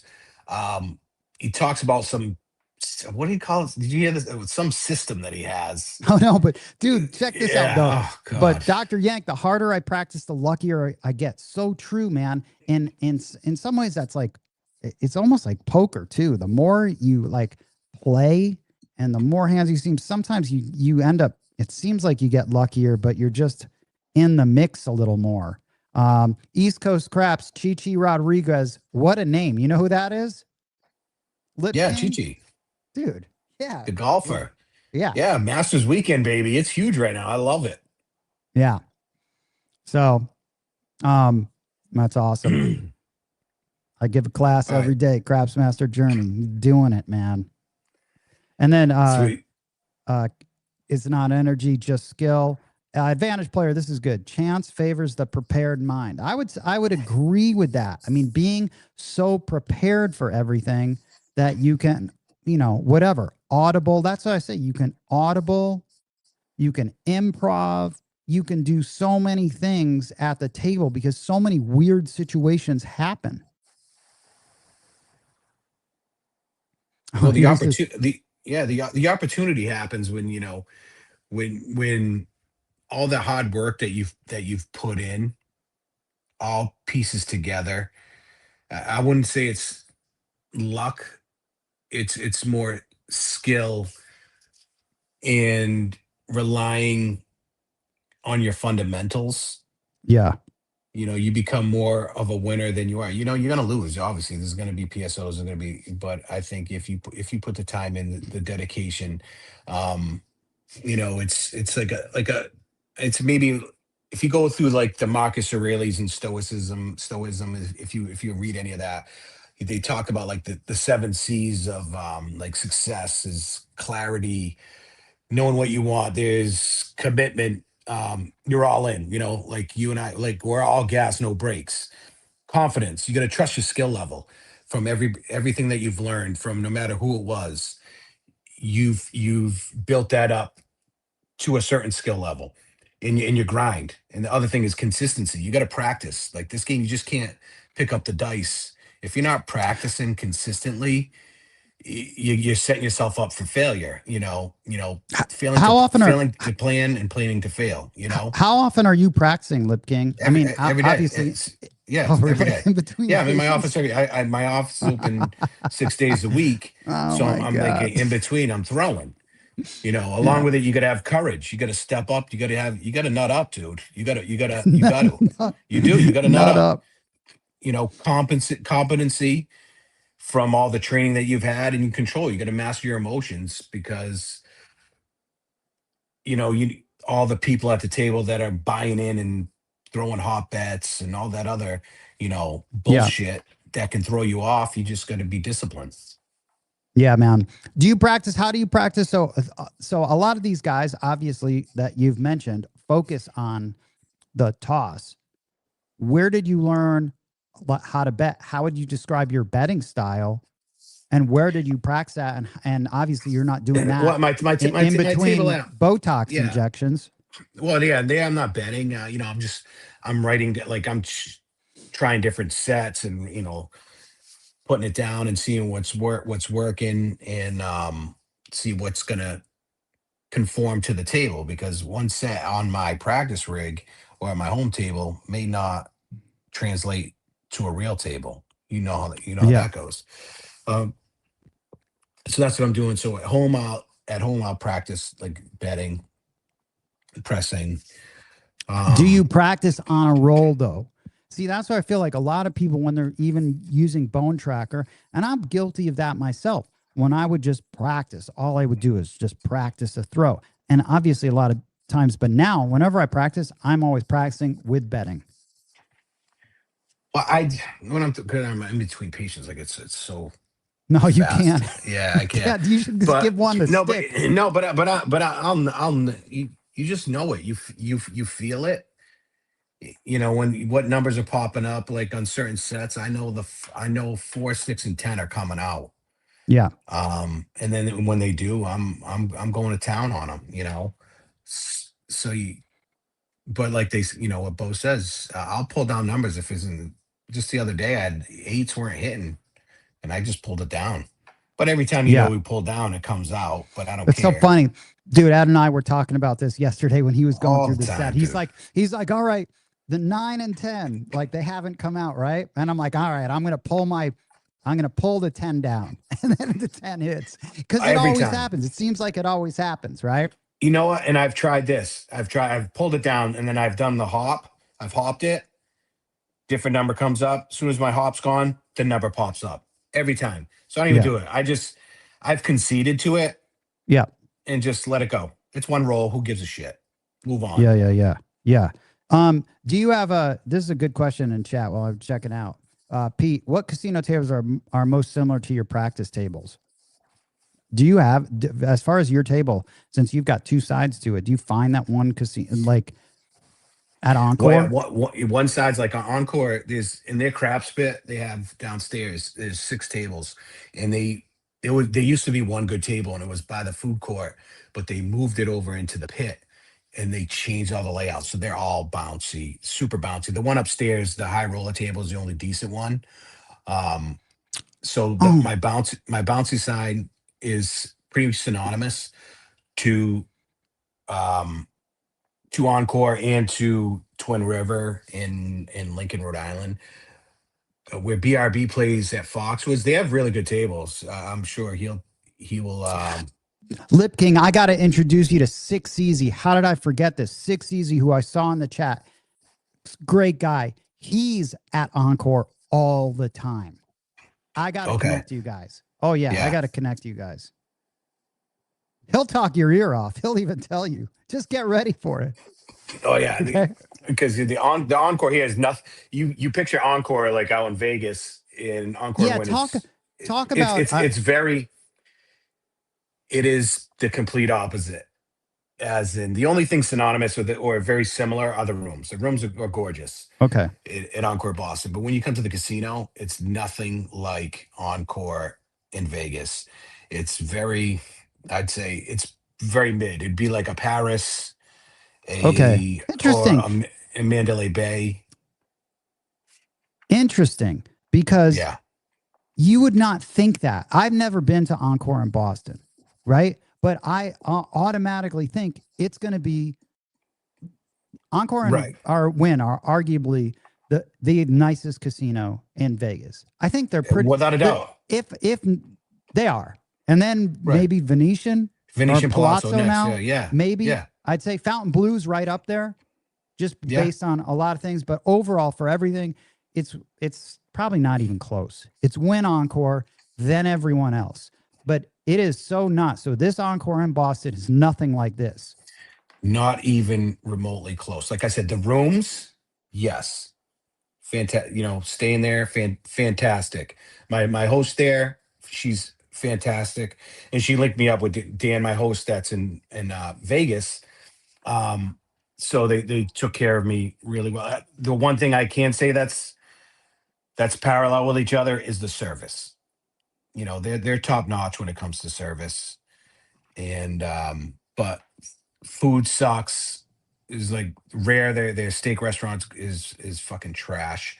The food court has like 3 things, like a Shake Shack and a couple. But you know what though? That's the weird thing about Wynn and Encore here is that I honestly don't feel like they have, like, their strong point isn't restaurants or anything like that. It's weird, right? I mean, the customer service, by the way, I didn't do this review that I want to, but I filmed it all. I think that I was blown away by the customer service at Palazzo and Venetian. I mean, everyone at every level, from the cashier to the rewards to the front desk.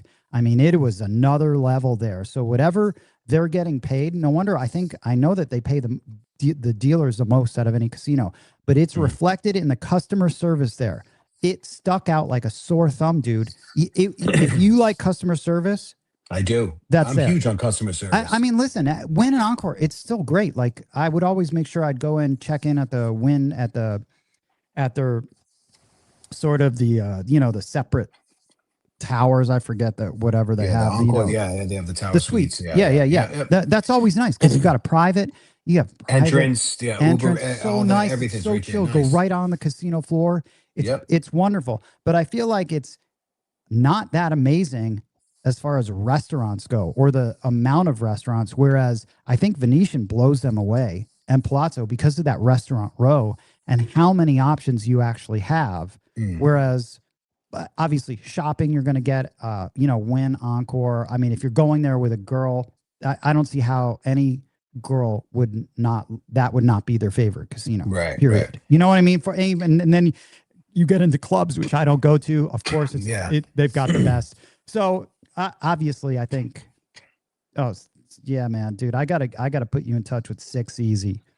All right, I was out there. Well, because I'm a golfer too, so I got to play. They set me up with golf out there at the Wynn. The course was phenomenal. But my wife and I, we walked through the Palazzo in Venetian, so that's where I'm staying in June, because I'm like, this place is gorgeous. Cool. And you told me, and I didn't get to play there, so I don't know the tables. So when I go out there in June, we're gonna have to hit them up, because if I'm staying there, I'm playing there. Yeah. I really enjoyed it. And by the way, the other thing about the Venetian and Palazzo, those tables are lower, dude. So it's like playing at Aria. They're noticeably lower, and that's why I like Aria too. And obviously, I'm not like super tall, so it's like, we're like the same height, so they're very comfortable. By the way, shout out Todd 1010. You have a hell of a show. Kudos to all the content is great. Everyone like and subscribe. Thanks for reminding me. But yeah, appreciate it, man, very much. Sweet Lou, hit the. I am horrible at hitting the like, and I got to get a mod, dude, a moderator, man. Dude, you can judge by carpet quality. I guess you can, man. Funny story, man. When I was waiting with Mad Hatter, we were waiting. It's the last and only time I've been at the Rio.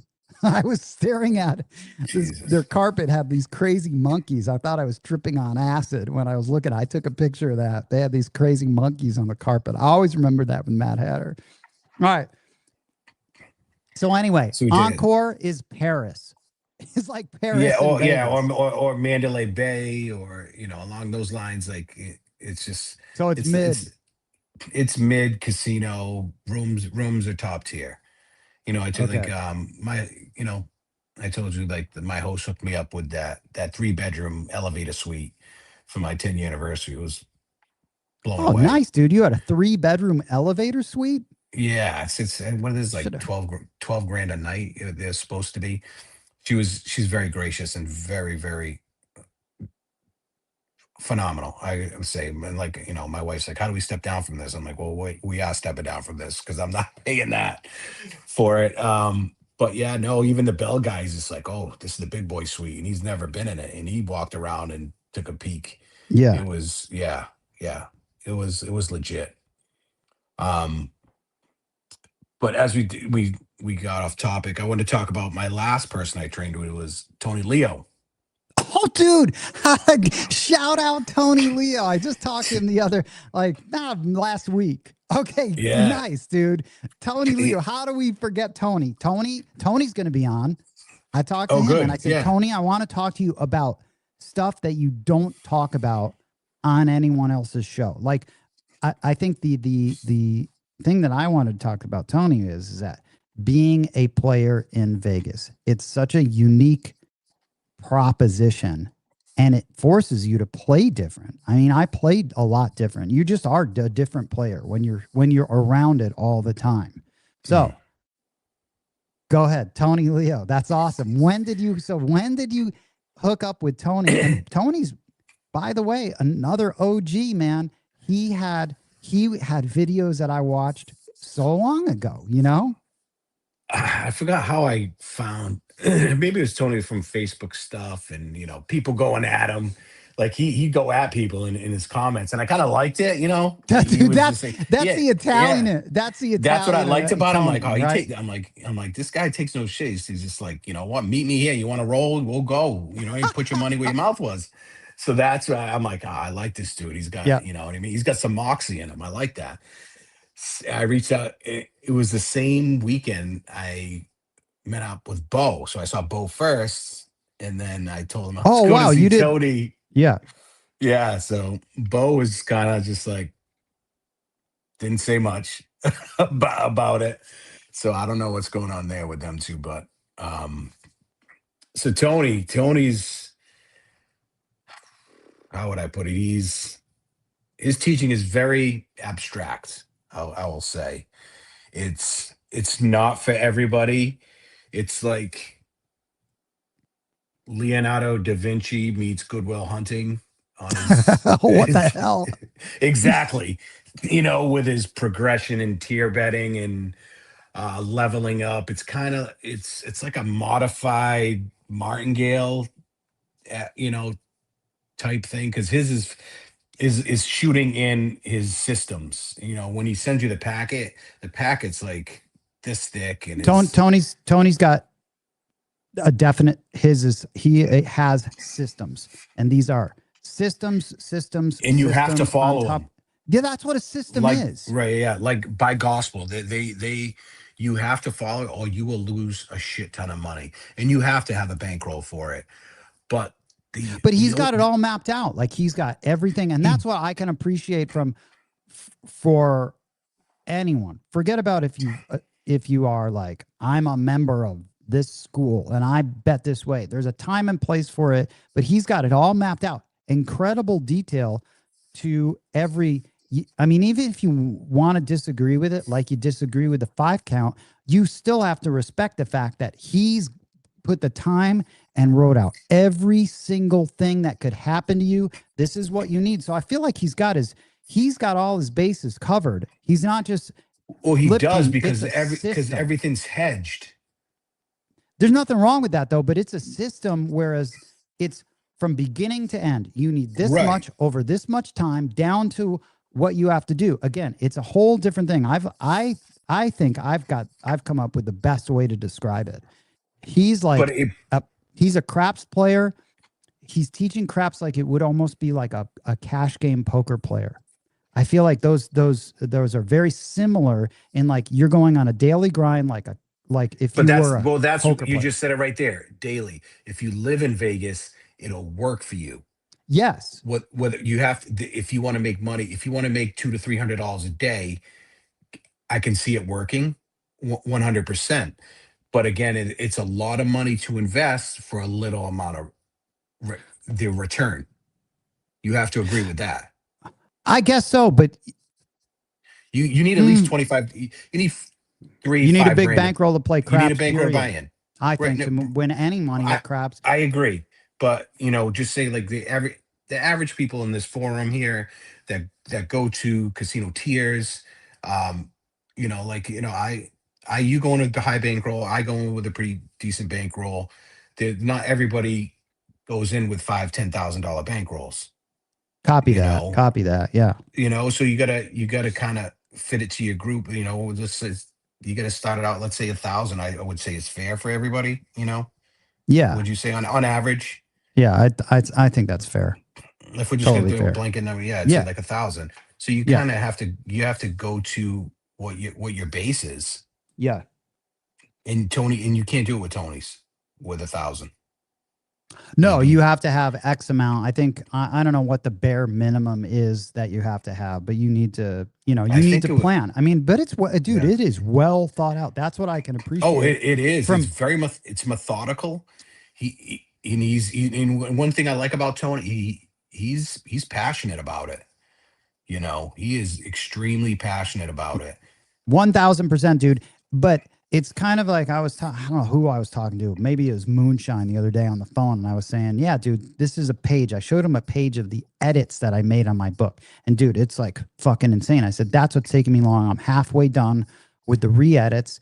And I've almost written it because I feel like I've got every base covered for every person that's going to criticize how I played, because it's craps, and craps players are going to criticize it immediately. It almost goes without saying.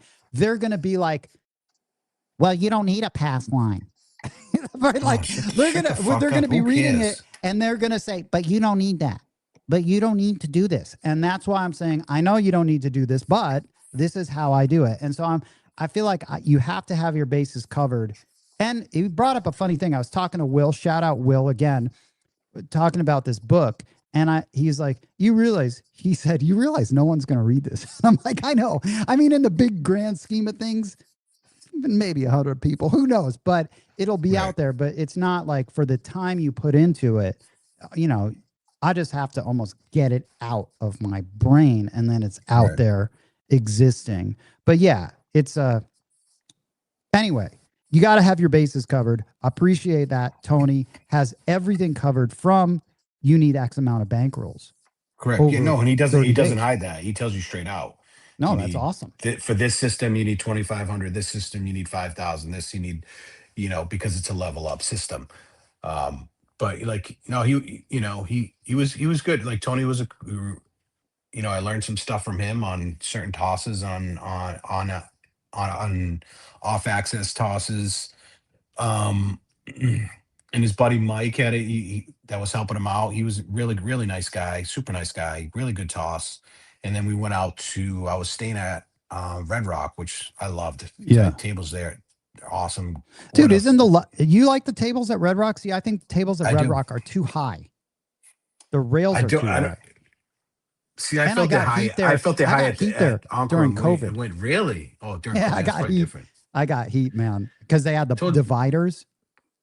Oh yeah, when the things came down. Yeah, and they were wearing they were paranoid dealers, like in hazmat suits. They weren't like, trust me, they're not like that. The dealers were really gracious. They were awesome. Like, I'm a tipper. I know you're a tipper too, so they very limited. I don't get any heat anywhere. I told you the only place I've gotten heat was Treasure Island. I'll never go back to that place. That's funny, man. I guess Bo's been banned from there. That's the place I never go, because they're a bunch of assholes. They really were. I had to extend my arm out to show them I wasn't going past the midline. I'm like, it's impossible. I don't lean. When was this? This is, I don't know, maybe 4 or 5 years ago. Oh, okay. And I'm like, I'll never go back there again. Yeah. And it's like, they didn't want craps players. Red Rock is really not. I mean, their pool's nice. The Red Rock's pool is really nice. And I mean, the lobby is really nice. Everything in that bar in the lobby is super chill. The restaurants are great. It's really good. Yeah. I mean, I think, before Durango, obviously that was the local spot, but it's nice. I just never make it up there. Yeah. It's a little ways from you. I could see that.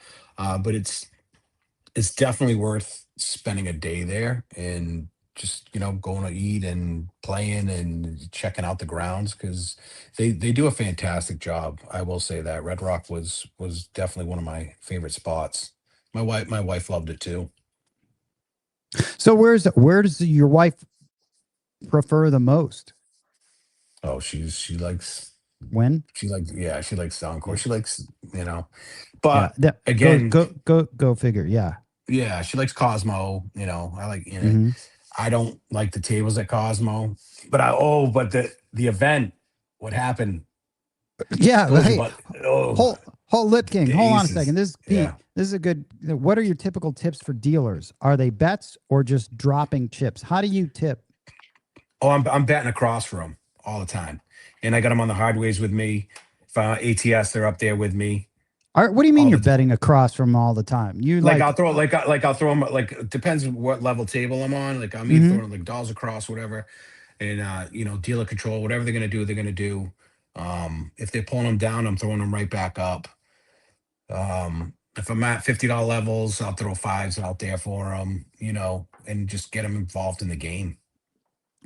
I think, yeah, you said it, getting them involved in the game. I don't think you have to like keep tipping them. Like when we were at Paris, they knew one of the guys. Paris is great, man. The guys over there at Paris. I was there with Moonshine and Bumpshine and this guy's stuffed animal, dude. What a handle, right? So anyway, they knew we were coming back the next night, and so they reserved the table. I said, all right, cool, be here at 9. The first thing I do for me now when I'm shooting, I won't necessarily bet until it's my shot, and I will put like 5s and 6 on the 6 and 8s across for them. And and that's my opening salvo, dude. Now they know, cool, great, but it doesn't stay like that the entire time. Especially if I dip down, right? Those bets aren't. They know, yeah, they know. But that's a lot of times. I have tips built in, like, for example, depending on the level I'm playing. Like here's one that I usually do. Like for example, if I have $100. Let's say I'm playing the ATS. It's called what I call a green chip level. If I do quarters on an ATS, right? So my setup for that is going to be $100 line. Again, agree or not on the ATS. Okay. Or let's just say we're playing the ATS, 20 quarters, 100 on the line. And then I have a $15 C. It's a very simple thing. Sometimes I'll use it $10 for a hop. If a C happens, it's going to pay 105. Right? Yep. I lose my line, but when they hand me that 105, I'll just leave that $5. Keep the red for the dealer. Whatever, I'll just leave that right there for them.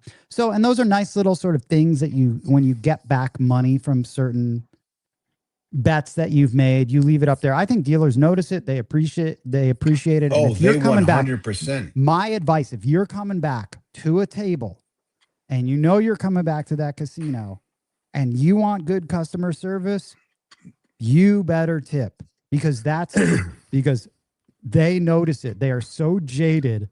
They will notice it, and it comes in handy. You're setting yourself up for success later on when you miss your line bet, when you miss your C, when you miss your odds, so that they go, yep, give it to them, drop it. I'll give you, case in point, when we had our event at the Palms, and I was tipping, the dealers knew my name. They knew exactly how I was betting. All the time, they'd be like, Mike, you want this up here? Your heart rate fell down. You want it back up. I'll tell you, the Palms, they were fantastic. The dealers there, they were great. You guys the setup there was fantastic. I can't praise them enough. The pit bosses, everybody. You know that top to bottom. Dude, by the way, 6 Easy Heat go to South Point, center of the sun. That's a funny one. That's funny. That is funny. Well, it is the center of the sun. Yeah, but I'll kid Icarus that. They're getting, I think it's this week, hot news for everyone. I should have a news break. Oh, man. Wait, here. I think I got something. Practice like you play like you practice.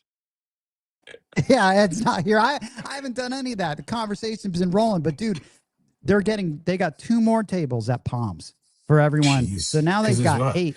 I don't know if they're on the floor yet, but now they've got 8. So everyone knows there's that. Yeah. Yeah. Let me play this, man. Let me play your Lip King thing again.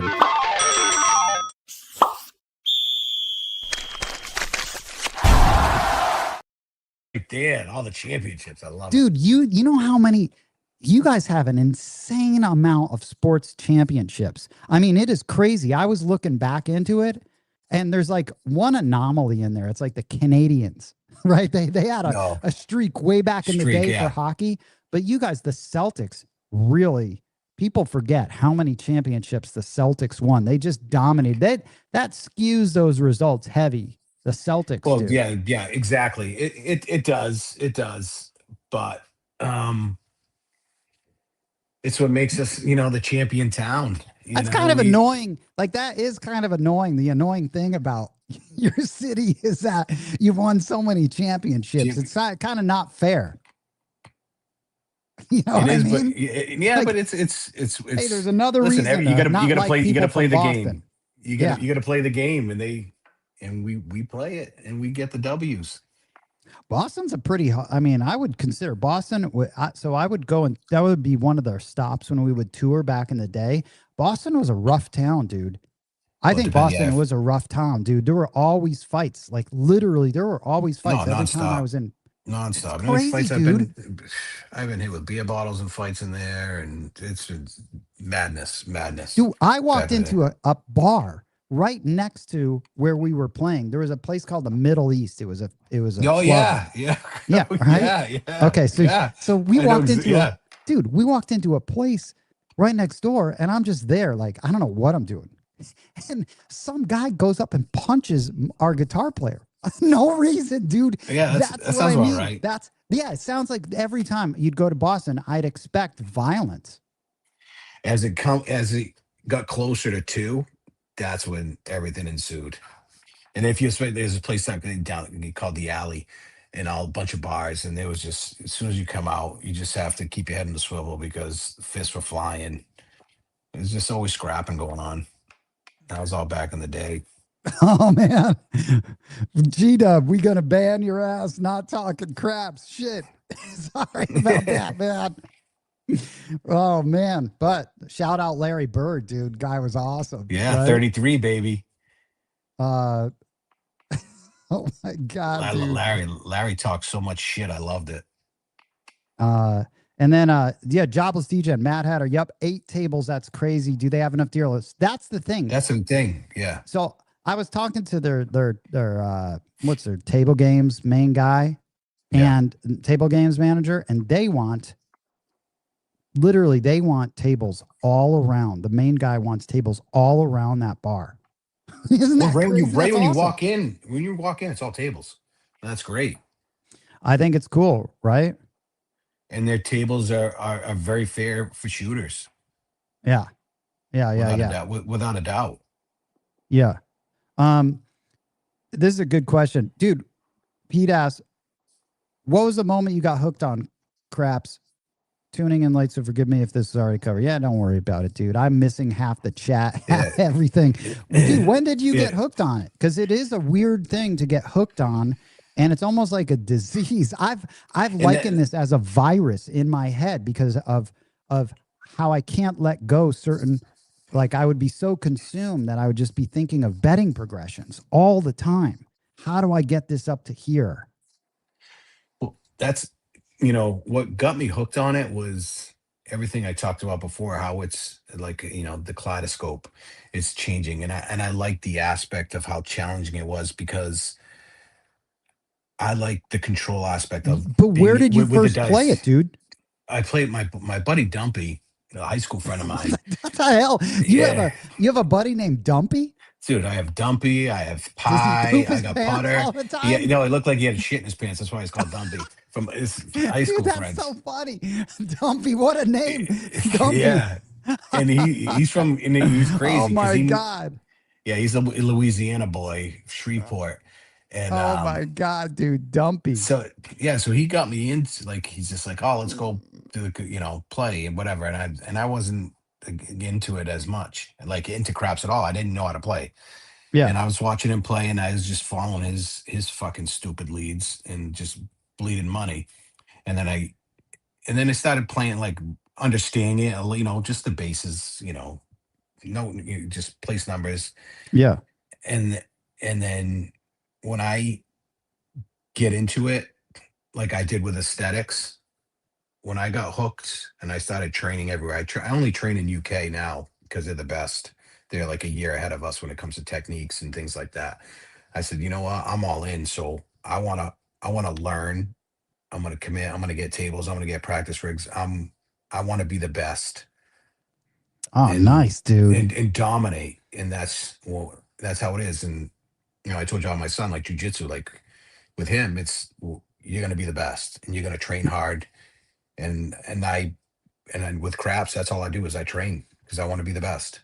Now, I like that mentality. That's what everyone should strive for. I feel like you're never going to be, and you're never going to be perfect, but it's like why you should practice. You should always want to try your best. I mean, as long as you tried your best, but I think everyone does. Like, I'm not, it's got to be Tommy Marco or one mindless winning session will do it. And dude, there's a point when you get hooked on it and you see it, when you actually see it and you're like, That's all it takes. The hook was set for me when I actually saw, when I first saw take in like $1,000, I could not in my head. I was like, oh my God. I was like, oh my God. And then another one, I could not believe it. I've been hooked ever since. And I think that's just how it goes. And then I think you're always trying to get back to that place, or you have bigger visions of like, I'm going to crush. Right. And you know what cements it all in together is when you actually learn it and you know the game. It puts it all together, and the love and the passion for it is just so it's euphoric that the good thing about like your casino tiers thing is we're like the Hunger Games. There's different factions around the country. I like it, dude. Right? There's Ward 1, 2, 8, whatever. And we're like-minded when it comes to this game. We're a hidden group of assassins out there that want to win. We want to dominate. We're going right for the fucking jugular when it comes to the table. And going to your event when certain times when I broke off, it was me, JJ, Two Seam, and Jaybird, and just killing tables, killing them, and we all played. It was like the symmetry of it was beautiful because we never played with each other, but we have played with each other. You know what I'm saying? We knew everybody was doing. No one was fucking around, and it was just moving and making money. And Jaybird's a shot boy, and my boy Two Seam, he's legit too. Dude, Two Seam's riding. I feel like Two Seam's riding this like lucky streak that you need to get on at some point. And I was on it. I was on it twice. It bad. Yeah, I'm telling you, I was on it twice, and I'll ride that pony. Oh, dude, but it's funny. You can see noticeable improvement, or I can, from first playing with people at a table and then seeing where they are. You can tell that people get better, and they're more comfortable, and just in how they're betting and how their whole demeanor at a table is. Two Seam's a great example of that. That if you put the time in and keep playing, and I think everyone still like has this thing like, don't you just want to? I want to fucking kill this casino. I want to make so much money. I'm still like, that will never get old. That the thing of like, okay, I want to take 10,000. I want to get that bet up. Like, I just can't wait. Everybody should have that mentality, and everybody, when you're in the zone, should have that look. And I saw the look in Two Seam's eyes. He had that look that I saw in Dr. Yank. I probably have that look. And when Jaybird was on his tear, when hit that fire bet from, he had that look. JJ, same thing. He had that look when I was pounding sixes. It was just Jaybird and I was in the freaking zone. Just, I think I hit like the bone zone. I was in the bone zone, and just you're locked in, dude. You are locked in, and you just want to just kill that casino. You want Barneys. You want big birds. You know what I mean? You want to take it down. Yeah, it's yeah. Yeah, I think that's sometimes a driving force, is that there is no ceiling ultimately, and hopefully everyone can go have one of those big rolls. In the meantime, though, you're just trying to like, then the game becomes and that's why this thing with Ed was so interesting last night, when he was asking me my thought process of like, well, why am I doing this on this random shooter? I'm like, because now, and this is going to get into something that I plan on talking about, strategies versus systems, which a lot of people they confuse the two. They're mislabeled all over on YouTube. Right. Strategies, it's almost like you can almost forgive them. They know not what they do because they label system strategies. It's an easy mistake, but it's almost it's a big mistake, actually. Technically, it's a big mistake to call a system a strategy. Tony Leo's a system. Dude, yes. The Martingale's a system. 10 ton to a takedown is a system. But you can't play that over and over and over again. Okay, the 5 count is a system. But if you play just the 5 count over and over and over again, and that's your entire and that's your session, then that's your strategy. But that's like playing a football game. A football game is, and I'm going to talk to Ed about this. We're just going to throw a slant every single or play. a fade. Or That's it. Blast No, up the middle. That's all we're going to do. And then that system, that play becomes your strategy, becomes your game plan. And that's not what craps is. And that's the sort of my sort of, I guess you'd say pet peeve with YouTube, in that systems aren't strategies. They should be clear about that. I think they just should really technically be clear, because a good crap session, again, in my opinion, okay, what do I know, is made up of a bunch of systems. It is. And we talked about during any hand, you're going to call an audible, because what you're playing is not coming, or what you're rolling, what you think you're rolling is not rolling. So you got to switch it up. But the Lip King, here's the thing. In order to do that, you have to be fundamentally strong in a wide variety of plays. If your playbook is only this deep and only got 3 plays, well, then your strategy of what you can even do is really limited. It's limited, right? Yeah, you have a ceiling. And that's why having someone like from your Patriots back in the day, with someone like Brady and Belichick, who can not only have a great genius game plan, but someone that can execute in roll, within roll, going, oh, bets are off. Guess what? I'm going to lay this right now. Or I'm going to hop this. Or I'm going to pull this bet down. Someone that is actively working the game like a QB versus here it is. I'm strictly, here's my 5 It's scripted. You don't want it scripted. That's it. It's, that's what it is. They go by a script, and you'll lose it all. But dude, there's nothing wrong with like running a scripted thing. There's absolutely nothing wrong. But if it's just the same script over and over and over and over again, then I think that's where I kind of have an issue with like how your development as a player should be. And that's why it's you stunted. take classes. There is no development. Yeah, because exactly. You're stuck. But a lot of players, when they, in the first, however many, it could be like a decade, they never get out of that level. And then once you start really taking the game seriously, then you start putting together, I'm going to take this piece of dice coach, this piece of heavy, or this from this guy, this from this guy. And then you start putting it together, and then you get your own style. You're giving them a title that they haven't earned as a player. Yeah. Because they're not a player. If you're stuck like that, you're not a player. I'm sorry. Shout out Waylon joining in. He always reminds me to hit like and subscribe. I never do. If we could read the future, we all be millionaires in this game. If only we could read the future. Right. Agreed. But a true player is gonna adapt and assimilate to what's going on during the hand. You're not going to be stuck there with cement galoshes on, just betting across and just sticking across. Dude, cement galoshes, dude. Yeah. 6 Easy knows what those are. 6 Easy's another Italian guy, by the way. Yeah, the Italian. That's what they did in over in the harbor. You just get tossed in the Charles River with the cement galoshes. See you later. You're done. Yeah. What he bowled you. Oh, I know someone who was in that movie, by the way. Oh, that Whitey Bulger movie. Yep.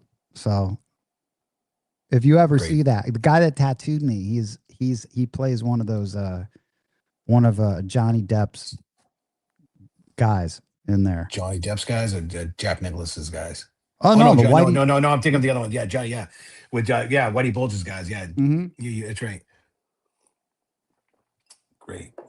So what else, Lip King? I mean, did we talk about, are you going to take I still want to I would like to see what that Koga Ninja class is all about. It's sort of been the one. Yeah, but it's online. You'd have to buy. You have to purchase. I know. He said astronomical.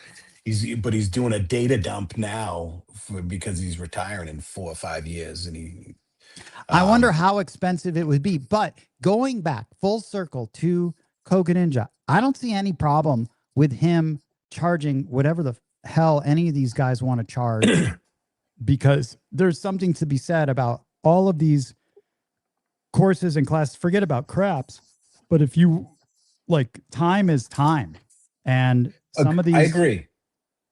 Time and knowledge, you know, at that, you know, if it's fair market value, I think Bo should be charging. I think Bo should be charging like 10 times what, personally, on a side. I think he should be charging 10 times what he's charging right now. So if anyone gets to go see this guy, consider yourself lucky, because I honestly feel like his time is very limited. His time is precious. He's what, 80?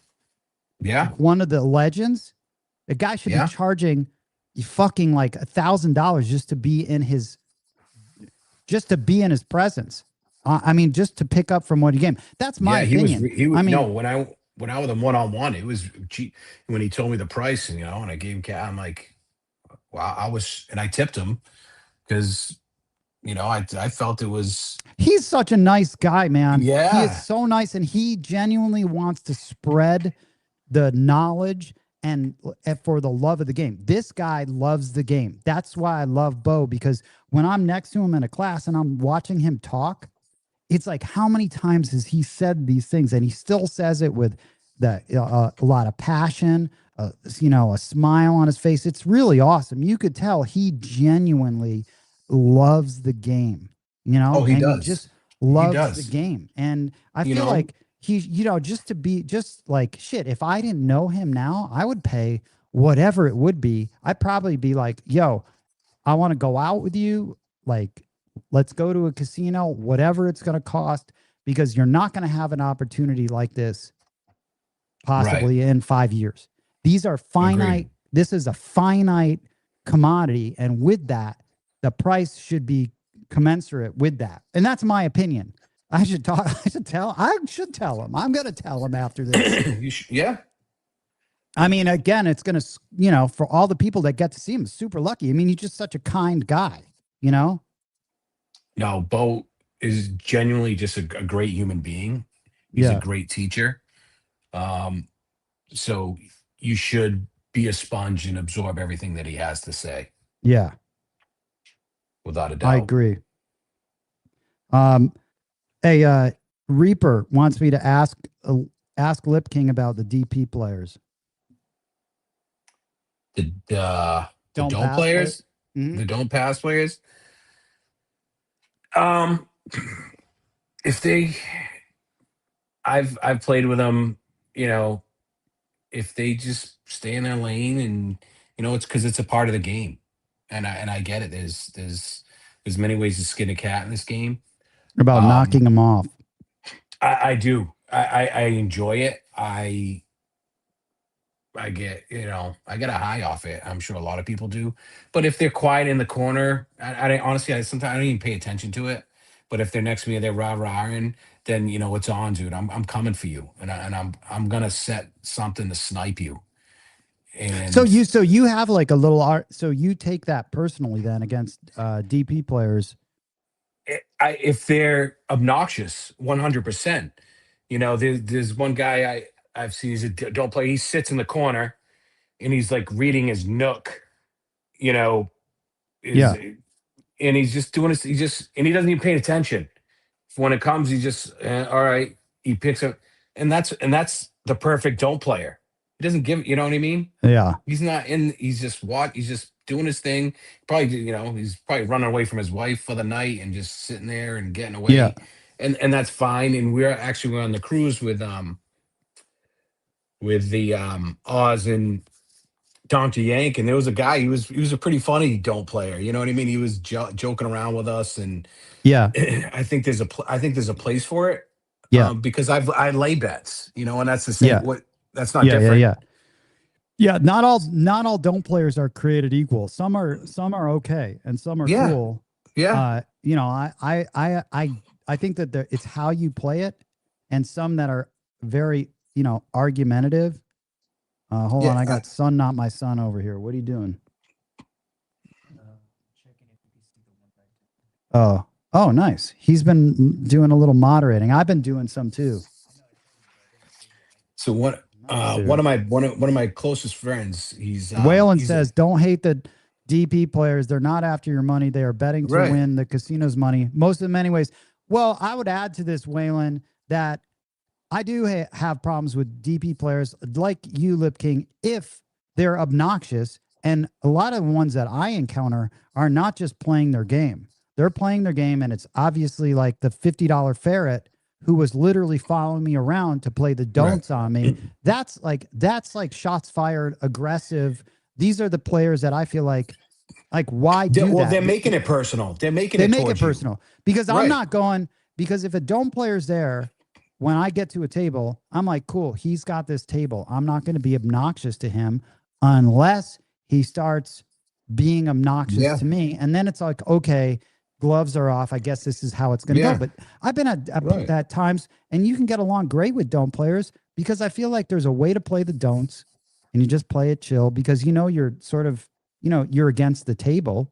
Usually it's not full of don't players. So I think it depends. And a lot of times, man, I've just maybe had some bad luck with some don't players. I mean, they've been really fucking aggressive in that. It's like, shit. You know what I mean? It's like you're prioritizing your win over my win. And so now I have to now it's me against you. Right. Well, I've played like true don't players. You don't even know they're don't players. Yeah. Honestly, you don't. They're very quiet and they just sit and they stay in their lane. And I respect them for that 100%. They'll sit in the corner. They're not putting their chips out right in the middle and stacking them and trying to inhibit your toss at all and try to go in their favor. The one thing that is, finite in craps is the 7 is coming. Yeah. 100%. And that's what I said. A don't player's always going to win. They're always going to win. At some point, they're guaranteed to win, This is don't player.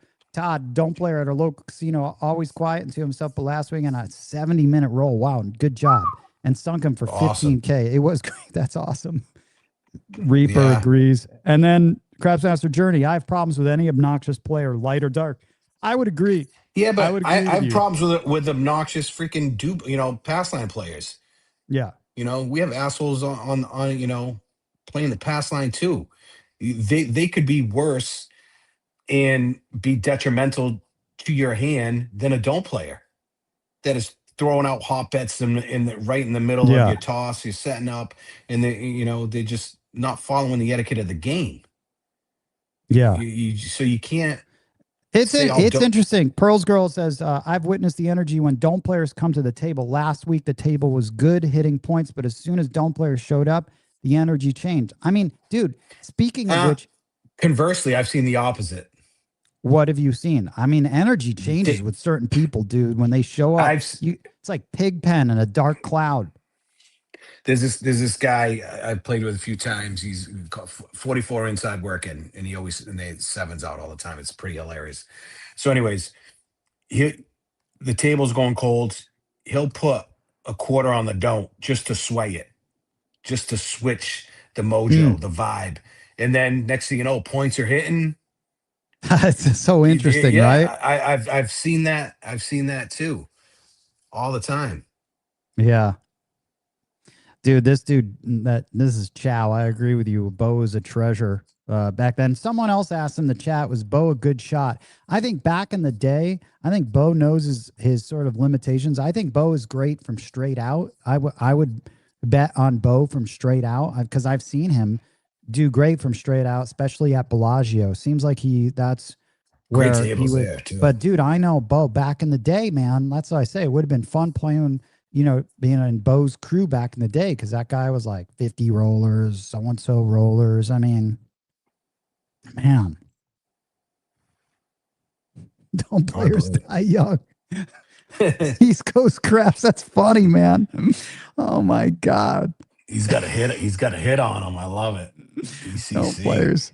Oh my God. And it's funny, that was Chow. One of my closest friends, he's a big don't player, like big money. He like 10, 15 grand. He throws don't come bets, full odds. And there was one time I was rolling and I was watching, and he still sticks to it. And he wiped out. Yeah, I wiped him out 10 G's. He had to go to the cage, get more money out. There is something satisfying about that. Yeah. But I And was like, Fuzz, he was like, he's my boy though. But I'm like, I didn't say nothing. I'm like, dude, like, what do you like? Why would you do that? You I know? feel like sometimes don't players can be stubborn.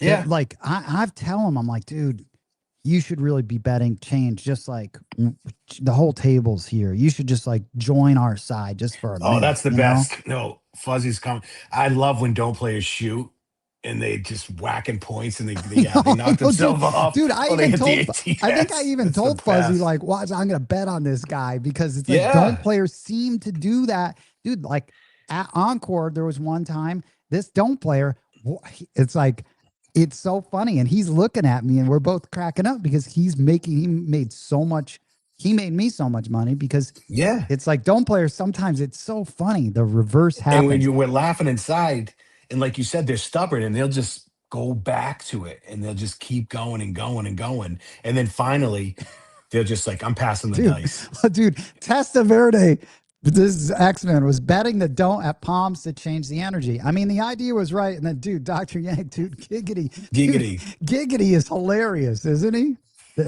Fucking Giggity, dude. What a... Well, his blanket statement, you know, what he said about the palms and you know, he stated about nervousness. I think that was, I don't think it's a fair assumption to put, it was pretty ethnocentric, you know, coming from him.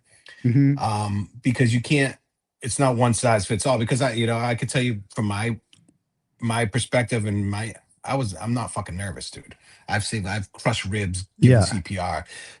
Throwing dice at a table isn't going to get me nervous, not one bit. Yeah. I think conversely, I was probably amped up, like I just sniffed a whole bunch of Adderall. You know what I mean? I was gassed. I'm like, dude, have you sniffed Adderall? Yeah, back in the day, yeah. Or we did my God. you and I went in the bathroom and we did a bump. You know what I mean? I do not want to go back to those days. To those days, dude, right? Fuzzy, back in the day. I was taunting that don't player, but it's because he was aggressively rooting for a 7 and for this lady. She was like a new player. That's why I was aggressive. Yeah, I get aggressive, man. I can't help it. I'm with you too on that. Waylon, I've seen it both ways. Trust me, past line players can be just as stubborn on a cold table. You have to adjust. I agree. Obviously, past line players were stubborn. Yep. Yeah. Then this is Tommy at Mohican. The Gorilla Dome players would descend upon random tables and hit and run. 18 tables in the day. Jesus. And then, yes, don't players are stubborn. There are many young men at the casino that play don't and will not change. This is from Pearl's Girl. I've seen one don't player lose 10 grand. Man, that is some stubborn don't players. Yeah, but you know what? Stunted. Boom. Lip King for the win. You know, the thing is, you know, I've lost a shit ton too being stubborn, like chasing. You know, we've all been there. Yeah. Whatever your bankroll, you've chased. Where you the comeback, and that was the other thing we spoke about was, you know, I know you and Head had that conversation about comebacks, and I don't agree with Ed on he didn't think anything was a comeback. That's how I took it. That he said it was all part of the game, or it was also the amount that there had to be a ceiling amount or a limit to be qualified as a comeback, which I think is subjective because of your bankroll. You know, your bankroll and your comeback is different from somebody else's that only has, let's say, $200. You know, they go down and they come back and win, and that's big for them. And in this game, this is the only game where you do come back and you break out even, feels like a fucking win. Yeah, dude, 1000%. A win, breaking even is a win in this game. Because going back to that episode, I feel like the entire crap session is a comeback. The minute you bet, you're behind. The first bet, you are behind, you are coming back. And that, dude, you just reminded me of something, okay? Which I wanted to ask you about because we were talking about, dude, this, man. Where is this?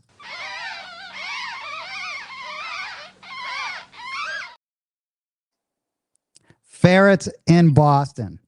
Give it to me because you called them something else. Gremlins. because the way they multiply. Why? Oh, dude, this is when Six Easy and all these guys. Okay, why? Because they're everywhere. Because there's not. They'll tell you that the players out here are none. It's a scant amount. How many tables are at Encore? Encore, there's 6 downstairs. Fuck, 6 downstairs. Okay, that's sizable. But you're the only. Are you the only casino in Boston that has craps? Yes.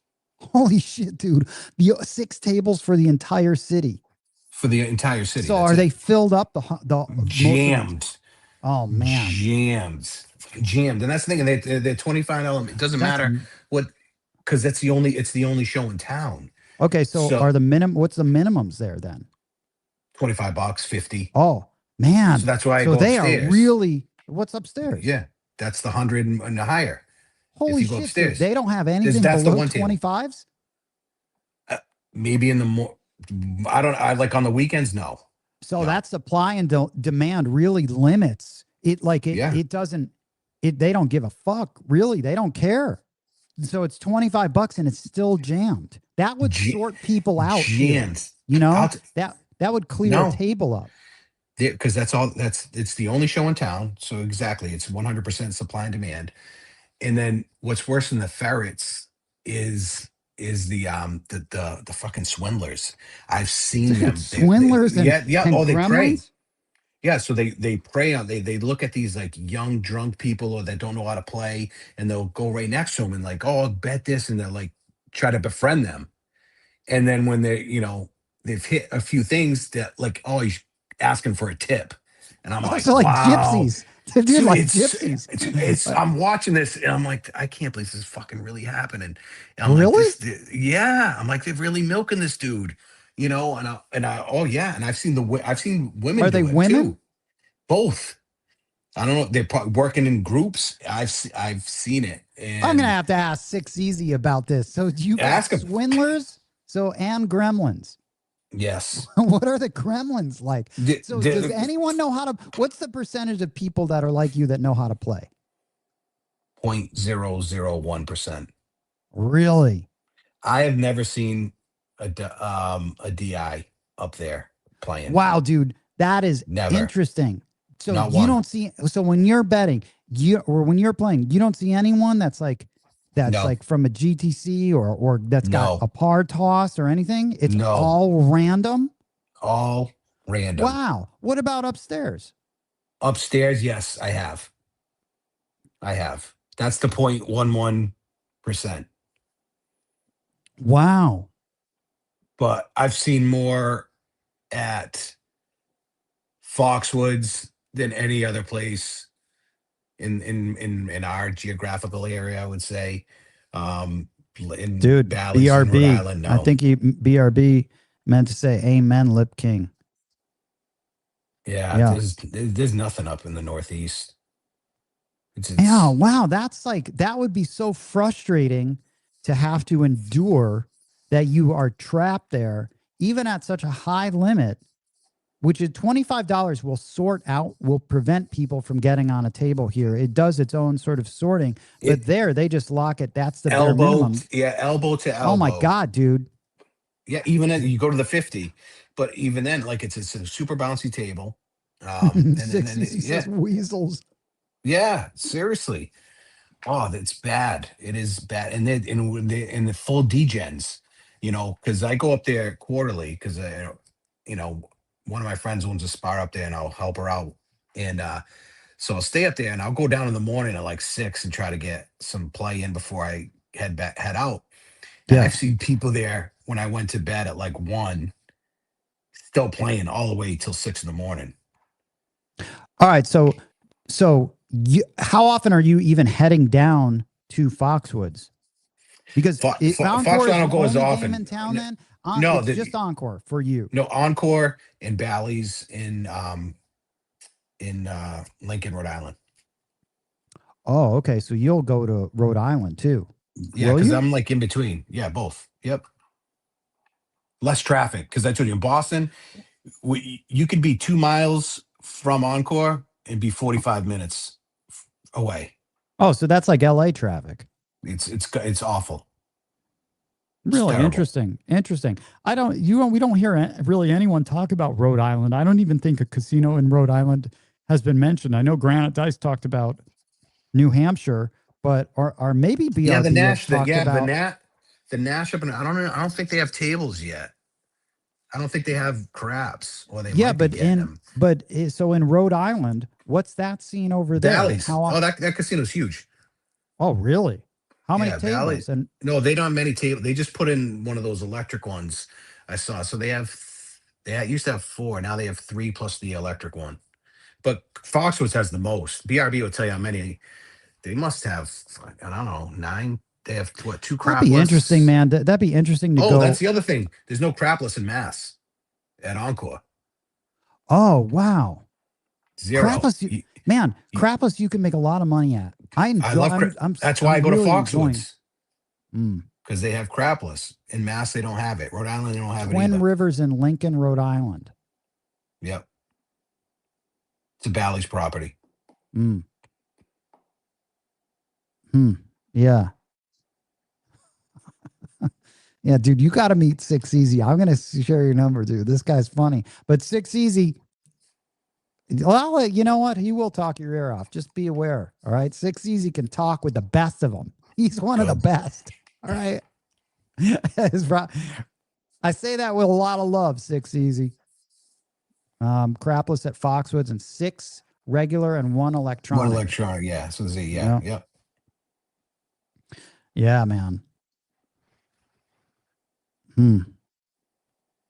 So Lip King, what else as far as what else are you going to do are you done with, how are you going to improve your game? You got any little tips for anyone that unfortunately have become addicted to this game? Stop. Honestly, now.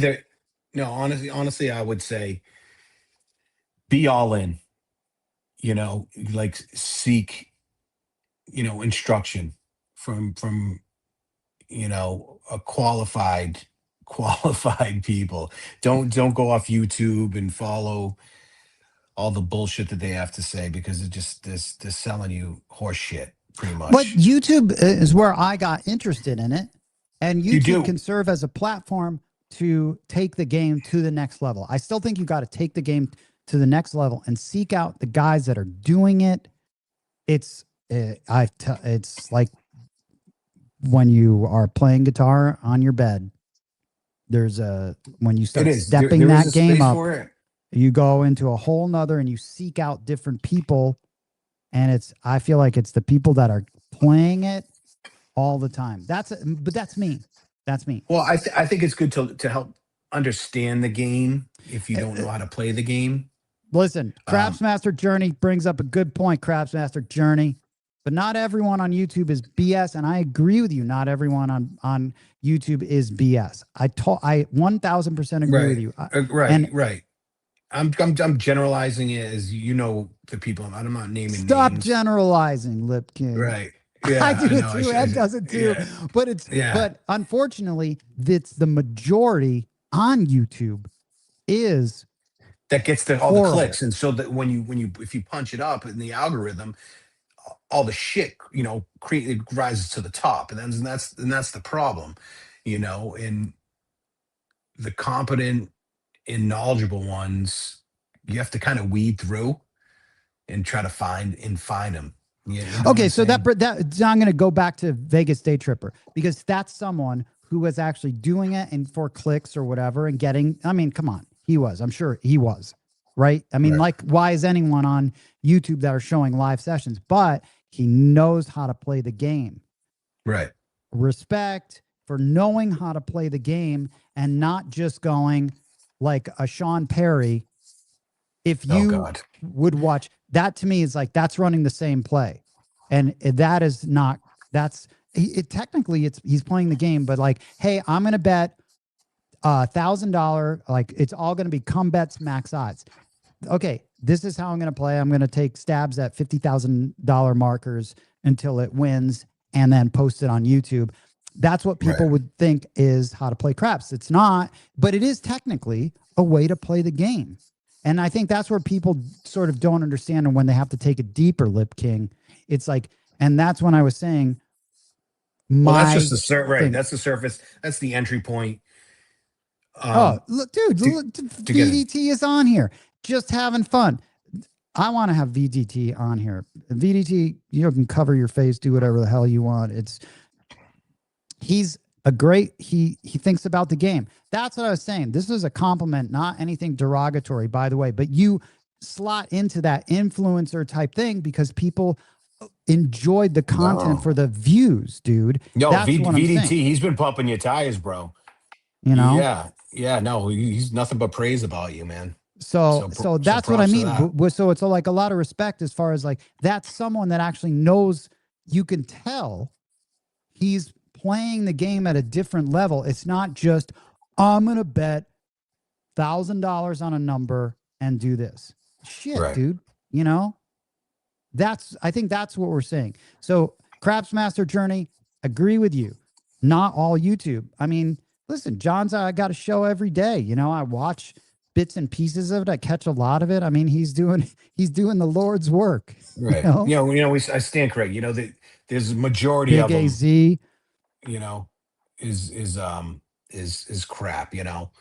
But no, there is good content out there because I've watched, I haven't watched ADT, but I've watched like after Dice Degen, cool dude, man. You know, good stuff. Yeah. And I listen to his podcast and it's good.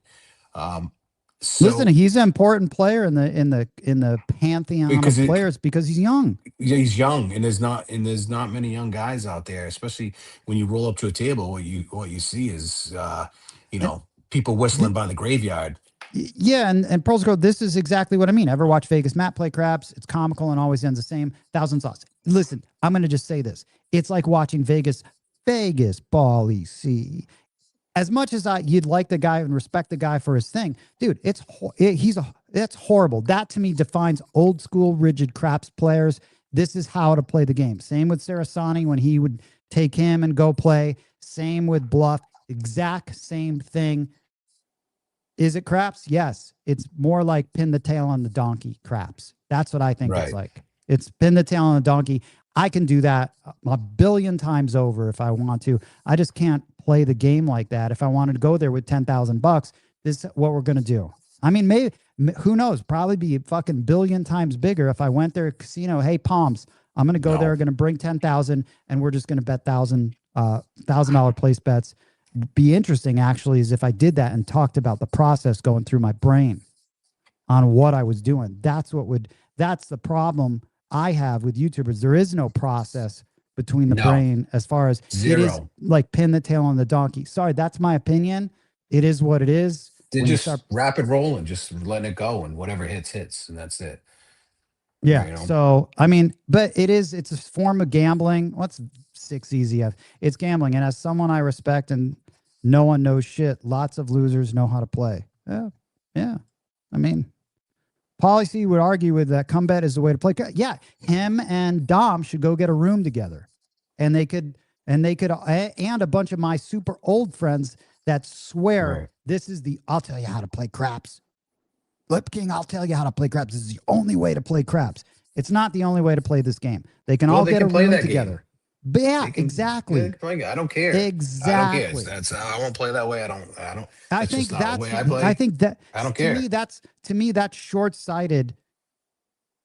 The short-sightedness of what a complex game this is. This is the most complex game in the entire casino world. Without a doubt. Without a doubt. These guys are looking at it at this level.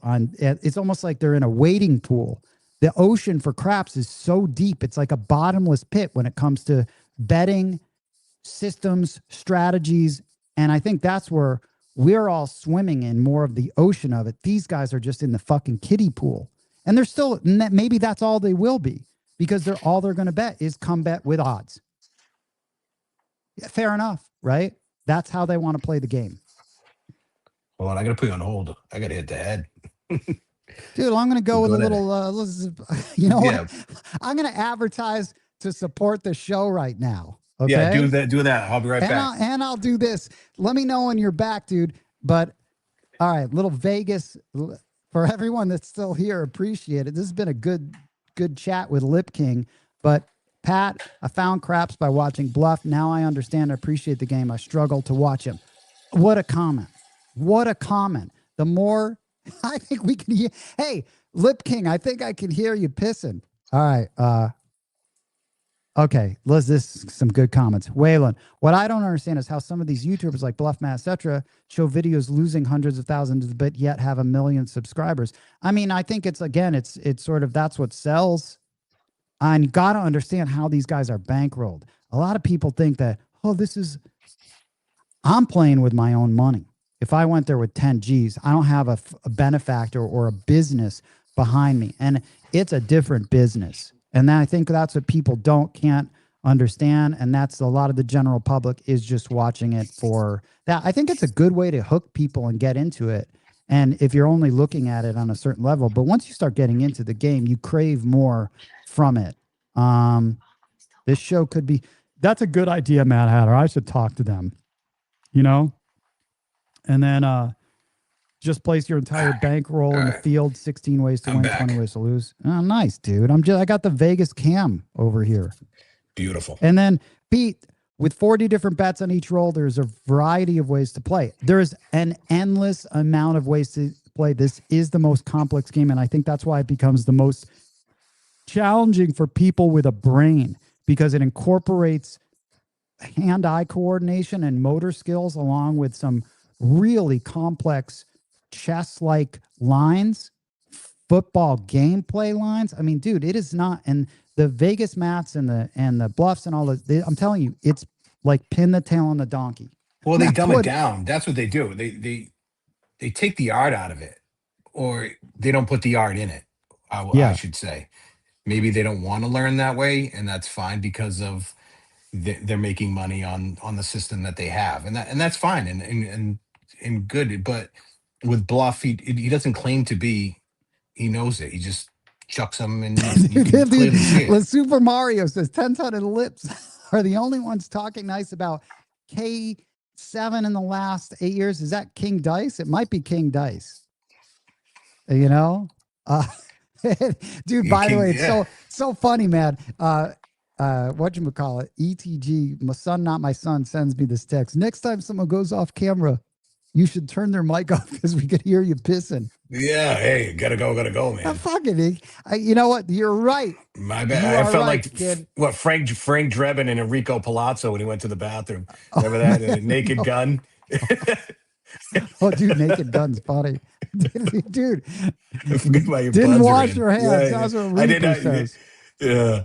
Dude, some good comments. Big AZ, shout out Big AZ. Craps is a niche on YouTube. The algorithm for pure craps channels is very difficult to get subscribers. Amen to that. It's true, man. Unfortunately, this is not, I wish this game was more popular, but I think thinking players get attracted to this game. I think people that like that, I mean, it's really it's not a brainless game. And I think that the people that are popularizing it maybe they're popularizing a brainless way to play, which is just one thing.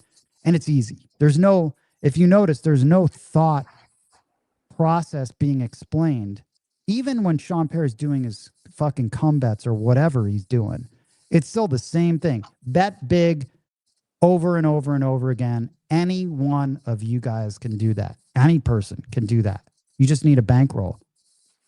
I'd be more interested in watching someone with $1,000 going there, betting, and then explaining why they're making these bets, and then what they're going to do next, and what they're going to do next, and what they're going to do next, and the plan that they have in place, because then you're talking strategy versus just pin the tail on the donkey.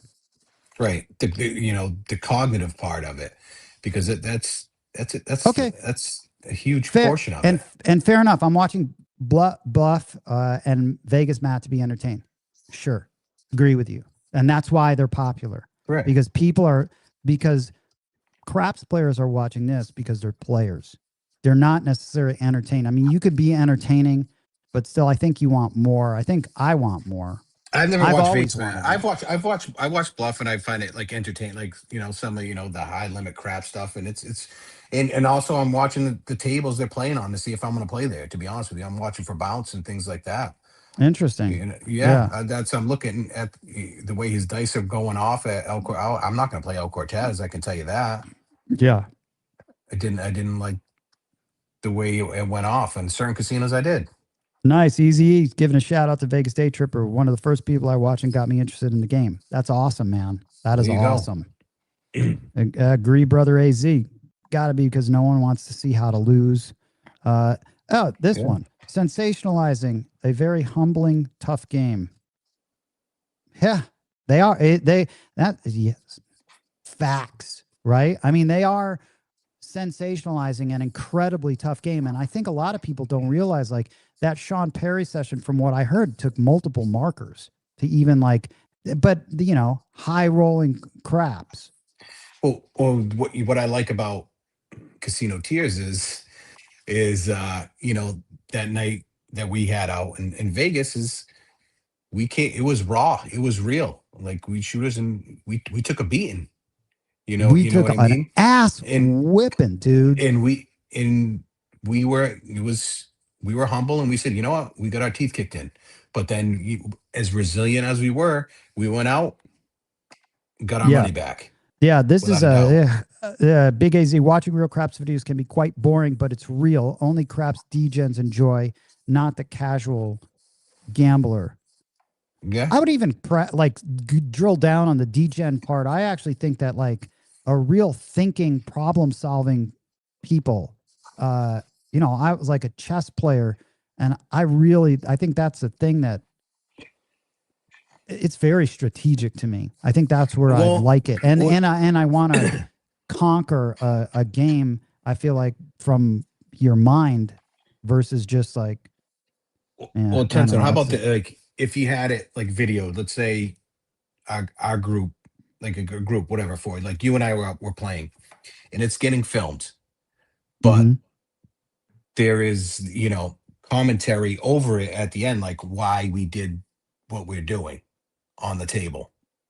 So that it's going along. Let's say like how like Bluff play, you show but you're there's a voiceover like, this is getting pressed because of this, or this got pulled down because of this reason. I'm hopping here because it's kind of like a play-by-play. Exactly. That's why TV craps would be amazing to have color on there. But again, I just think that that we are such a small community. That's why I like this show. So small, the people that actually like think about the game. No offense to everyone else, it's true. It's just a certain surface level of gambling. That's what I mean. I think like Vegas Matt, it's almost like there could be a roulette person. I don't know. I'm surprised there's not one for each game. We're just like a Vegas Matt for roulette. We're going to bet all of this on these, and I'm sure it would be huge. That's the other game. Or that's why the blackjack channels go up. And here's another one. Listen, King Dice is an athlete. Very interesting thing, Pete. I kind of, and I know all these guys are going to probably disagree with me. I like that he would say something like that, because there is some truth into this, Lip King, which is if you're practicing dice, then you're approaching the game seriously like an athlete. I mean, I know it's kind of corny, but still you have to practice, repeat, and any good athlete, any good musician, this is eye-hand coordination. It's like, dude, you're not going to get better. I'm practicing jump rope at the gym all the time.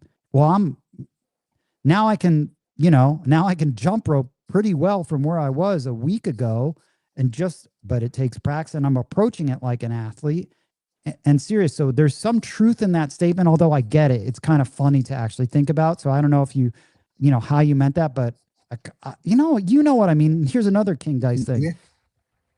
Since you know him, man, I saw King Dice asking for money at Paris. That's when I lost respect for him, and he had no money in 2 hours of play. Okay, that's probably real Super Mario. Yeah, okay, well, story, sure. I don't doubt that, right? Right?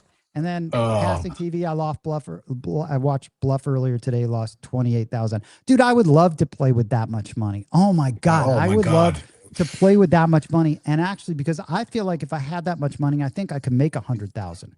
You know what I mean? Like I honestly think I could, because I would, and that would be fascinating to play. I'm going to do that one time. Like, I'll if set somebody would, up. would a bankroll and subsidize it, without a doubt. Shout out Waylon, dude. 61 watching, 31 likes. Hit the like, subscribe. I love Waylon.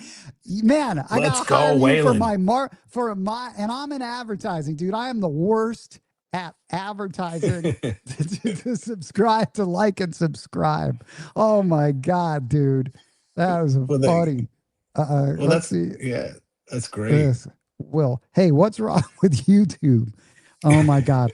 And then easy there, bankroll by YouTube. I mean, there's some other bankrolls going on. There has to be. I know some of it, like I know some of the mechanisms behind it. But yeah, I mean, it's real. It's funny, Lip King. I know someone that was talking to me about having the personality, this other person that they had. Yeah, we're going to put money behind him and do the same thing. It's a business, in case people don't. Business, right. I think a lot of casual players don't realize that there's a serious business going behind that. And you have to be bankrolled by a lot of money. If people think, hey, I'm just going to I've got 200 grand and I'm going to do this. Well, they have the money. You're in for a rude awakening. They have the money. They have the resources. They have the connections to get it broadcasted out there, to hit all these people, to make money. Yeah. They're just not going to, I don't know how they find who they find, but I'll tell you what, they've invested the right way. Yeah. Yeah, and I would agree that what Super Mario. But he's admitted that. He knows that. He's transparent with that. Bluff is the only gambler that makes money from YouTube and merchandising. Like them. Like, yes, exactly. The craps is a means to an end. It could be any other thing. That's the thing, And dude, Waylon, shooting dice is all athleticism. Facts. Dude, that is facts. I mean, eye-hand coordination is a thing, Yeah. So jobless DGen. SpinQuest put money behind a lot of YouTubers. Exactly. That guy lives in my building. That's why I see him all the time. He lives in the other tower. There's always something going on. Usually with people, I feel like there's always a story where people got their money, right? Lip King, somehow. Someone, there's always a story. Dude, I learned everything I know from Bluff. Oh my God, dude, this is funny. The craps community is tight, and only craps YouTubers is tighter. Everyone knows each other through someone. Through somebody, right? True. I agree. And AZ, I know I got your text. I'm sorry I didn't respond, but yeah, you're gonna have you on the show too. I'd love it, because I still think this community is so small that connecting other people, like the Hunger Games. Like Lip King connecting you and BRB and 6 Easy, you know what I mean? What we all like the game, and we all want to win it. And your game is filled with, what do you call them? Gremlins? Yeah, gremlins. Yeah. Jeez. I mean, it'd be better to have like one less gremlin or one less ferret at a table when we're playing. Dude, this one. Oh my God, dude. Cortez, there's something for the places that film it. They're not just letting them film there for no reason. They're bringing in people. He's bringing in people. This is all business. There's no business like show business. Hell yeah, there isn't, man. And then, Reaper, shooting well is only one part of the equation. Right. Totally, absolutely agree. 100%. Dude, Lip King, you see what's the weather like over there? You see this nice little Vegas cam that I got going here? It's nice, right? Yeah, it's cold as shit over here. Is it? Yeah, it's chilly. This morning I think it was like 28. Isn't that cool, dude? This camera catches a face and it moves on the ads in the building. Makes the show look high tech. Is that the hookah cam? the hookah cam. That's why it's right on Paris. Oh my God. Yeah, it is. It should be called that, right? That's it is funny. The hookah cam. Ah, man. Then craps community is familia. And when King 7 came out, because lots of drama with his goofy character, I think it's it's King Dice, right? Yeah. I mean, he did, but it is. I feel like you could see the good for everyone, but also, I mean, if they don't know I don't know, man. It's such a slippery slope, right? At the end of the day, it's all good. He's funny. Like You know? like I said, I don't know how he is as a craftsman, but he was a funny dude. Like he was a cool guy, and I like that. that's Like anyone, here's the deal. Anyone that's really into the game, I kind of like, because you're Yeah. into the game. Listen, I got to tell you guys, I'm not a big fan of like a lot of the, when I put craps into YouTube and then you just see like the bubble craps stuff. Like to me, I can't do that. But I don't consider that like I don't consider that. I just consider that like a video game. I don't consider that even craps. It's weird, Yeah, but no. I don't consider it craps. There's no skill in it. You're not. No. Yeah. So, and then man, if I had 50 G's from YouTube, I'd be a millionaire in 6 months. I'd take that up. I feel like if I had that much to play, I'd bet on myself man. for that 1,000%. I would, because I'd be a little miser. I'd be almost, yeah, man. I'd be There's no miser value. I saw you throw big bird chips out there like nothing. Wait, I want to say something about that. Actually, that session right there, real quick. Okay. On any other given day, after actually X-Man had a decent roll, he started off. You were at the other table. 2 Seams roll and Ed's roll. At any other time, because it was the event, everyone would have cashed in and made like 1,500, $2,000. Yeah. But you stay. You know what I'm saying? Yeah. You stay and let everybody play, and you keep betting. Yeah. But to talk about the event that night. But no, you're far from a fucking miser, dude. You're a straight beast.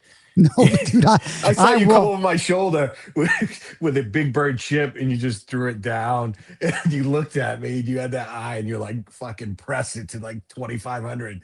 Yeah, you were going for it. That was a key moment, though. If Ed, wouldn't you have done that with Ed? I had everyone was doing. Yeah, you do. Ed's shooting on a table that he likes. Why? That would be dumb. Now if you're out of all those players. If I'm not going to take a shot, I like my chances. $1,000, and I was like $1,000 on the 9. Boom, it hits. You went to 2,500, right? I think. Yeah, threw him 100 and went to 2,500, and then I was like, oh, watch, this gets me out. 2 hits gets me out. Right, I'm going to take down, dude. I'm going to be staring at $6,000. I'm going to probably pull down 5,900. Right. That's the plan. I wasn't just going to collect, but then I could almost reset. So yeah, it was a desperate times, call for desperate measures, but I feel like I like my chances with Ed on a table that he likes in his position. Set. And I asked him, he's like, this is a shooter's table. So that was for me, Ed to hit. I was loaded up, dude. You know what I mean? Yeah. If you were there for his first roll, you would have cashed in. Yeah. You caught him on the second one. That's what happened. Or if you were there for 2 Seams. Yeah. Listen, I got a request. Listen, you know what? I have not done horrible. I'm a horrible YouTuber, dude. I have not said anything, right? ETG, haven't done this. Support the show. Buy some good merch. Dude, this merch is good, Lip King. Serious. I mean, it really is. Well, listen, when I go out to the 4th, have some merch for me. I will, dude. Here, let me play this. I'll play the OG dog one. Okay. Hold on. Let me get rid of this. Let me get rid of this comment. All right, here we go. Just so I can at least say, and then I won't get yelled at by the show producer that I didn't advertise.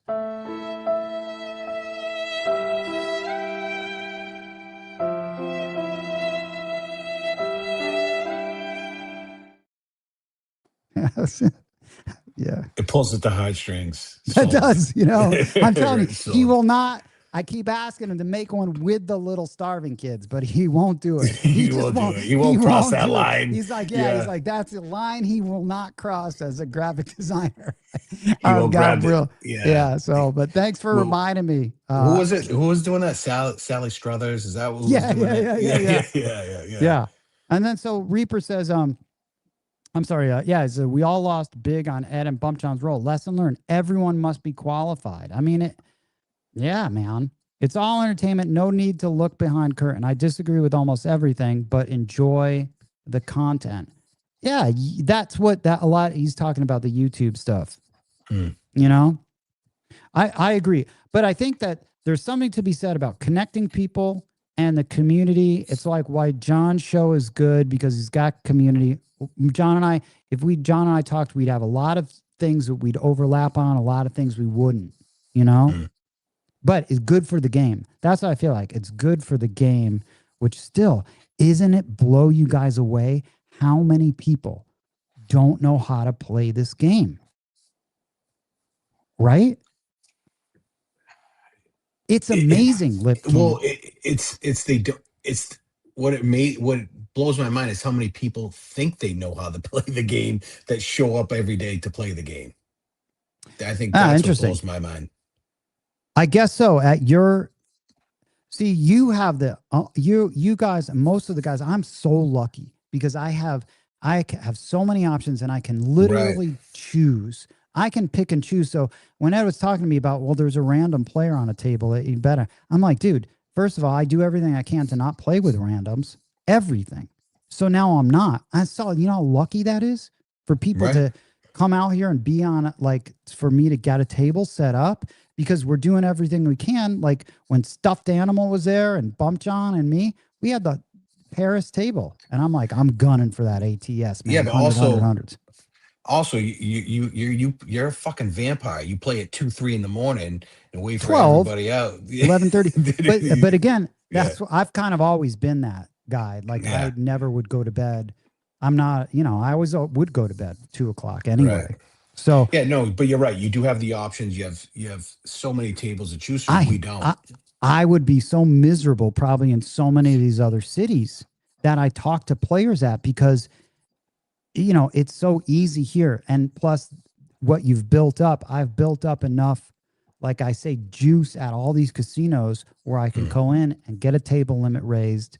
And that's why there is benefits to like sort of being on my team or knowing, because we're going to go in and we're going to set it up for ourselves, at least give ourselves the best chance to win and not be at a table with a ton of randoms. I can't do it. I can't do it at this point. I don't know. I really, my hat goes off to a lot of people that do that. If you have to do that in Boston, we do. You have to. Holy shit, you know, dude. We don't have a choice. Because you remember, you have 6,000 tables in a 1 mile radius. We have 6. Yeah. Yeah, I know. That's just really tough, man. But you gotta adapt and play your game, you know? Yeah. Oh, look at it, man. Craps Master Journey, dude. I think you're a Packer fan. I'm pretty sure. I'm pretty sure. I don't know why I feel like Craps Master Journey. Are you a Packers fan? That's why I do a daily show, to fill the need, get the practice in, and perfect the craft. Yeah. I mean, dude, like I said, man, craps players are and the guys that practice, I don't practice nearly enough as much as I'd want to, but it is so therapeutic, man. For me, practicing, by the way, like for me, dice and playing dice, why I liked it is because it's one of the only things that when I would go to a table that it would take my mind off of work and all the other stresses in life, because it should demand a lot of thought. It should be so much so, like, dude, you know what? First, I remember when I first started working out way back when, this guy I know, Jeff Gravolsky, he was a big pothead, right? So we went to the gym in his Trans Am, dude. We go to the gym and we get high before we lifted, right? Because he would always get high. Dude, I'll never forget this because it was the last time I got stoned before the gym, because I kept thinking the bar was going to fall on me, right? When I was benching, because I was so high. And then I realized it's like going to the gym. Why I like going to the gym? I have to focus all the time. My mind and body, that connection, mind and muscle, same thing at craps. I'm locked in on so many things. And that's kind of why craps is a break from my life. And in a way, it's stressful, but it's de-stressing, because craps should consume your brain to play it properly. It does in a different way. Like for me, it's a release from my, you know, my lifestyle, busy, the kids, work, because you run a business, I run a business. So there's a lot that goes behind it that people don't see. People only see the view. They don't know the climb to get here, and so when I go there, it's I decompress, and I'm using a different portion of my Yeah. brain, Yeah.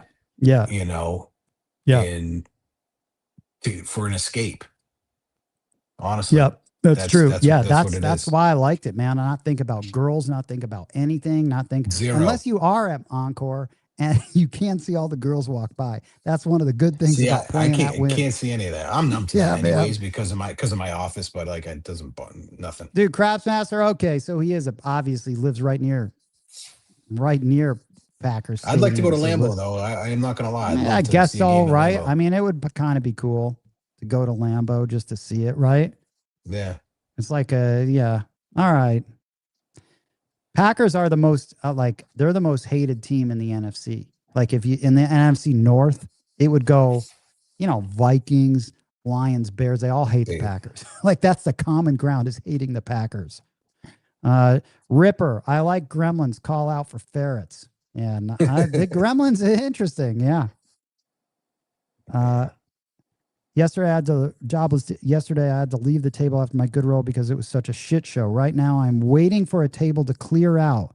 Oh, where are you, man? Not playing when there are a bunch of troublemakers at the table. Yeah. I mean, yeah, go ahead. But another thing about Rhode Island, BRB will tell you what's awful is that it's 18 and over. So you get those teeny boppers in there. Oh, really? Yeah, that's why I sometimes I try to stay away from it because if you go on a Friday, Saturday night, 18 and over in there, you don't get free drinks too. None of that because it's 18. They can't by law give out anything. Mhm. So yeah, you want no part of that. Yeah. Hey, I'll give it to you. Packers, yeah, that's because people love to hate winners. Yeah. I mean, I still think, man, that football, the Packers were blessed going from like so many, like they won it with like Hall of Fame QBs. To go from Favre to Rodgers. Geez, man. Yeah, but Love's no slouch either, though. That guy's a fucking. I think I'm glad that Love is on the Packers because I don't think I think he's as bad as Jared. No, I think Micah Parsons being out killed them. They're deep. We'll see. Hey, we got Kyler Murray now, so we'll see on the Vikings. Yeah, he's our height, running around. I know, man. So, dude, he's at his local casino in Calgary. Oh, wow. I would like to talk to you about craps in Calgary. Interesting, right? I wonder what kind of ferret is up there. It's got to be like a snow version, So, all right, Lip King, what do you think, dude? Actually, I was like, man, maybe this show with Lip King will be let's do a little Lip King, dude. Get this in there again, dude, because I paid a lot of money for it.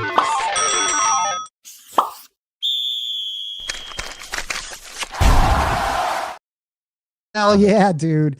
I love City of Champions, dude. City of Champions, baby. Right? I love it. Spoiled. You guys are so spoiled anyway. So honestly, blessed to the era I got to witness, Larry Bird, we got to see Michael Jordan, Kobe, you know what I mean? Play each other. Robert Parrish, the big three with Kevin Garnett. All right, Robert Parrish. What was his handle? Chief. Yep. You got it. And yeah. Yeah. Good job, dude. Yeah, dude, I like this, man. Look at this little thing. Emoji. Lip King #1. Hell yeah, dude. Hell yeah, Pete. Thanks, man. Yeah, Lip King is number. Dude, this was I told the ETG, I was like, I don't know how long this will last. I don't have any other people lined up, but I knew you and I could talk for a long time because we have I love that you've taken so many, you've been curious enough about the game to talk to so many people and seek out people that you knew had more experience, correct? You sought them out because you knew that they had more experience, correct? Absolutely. 100%. Why? Because like I Why? said, because I wanted to get better. Yeah. I Nice. wanted to get better. 100%. And still to this day, I will continue to train. And I'm coming. I told Bo I'm coming back in October already.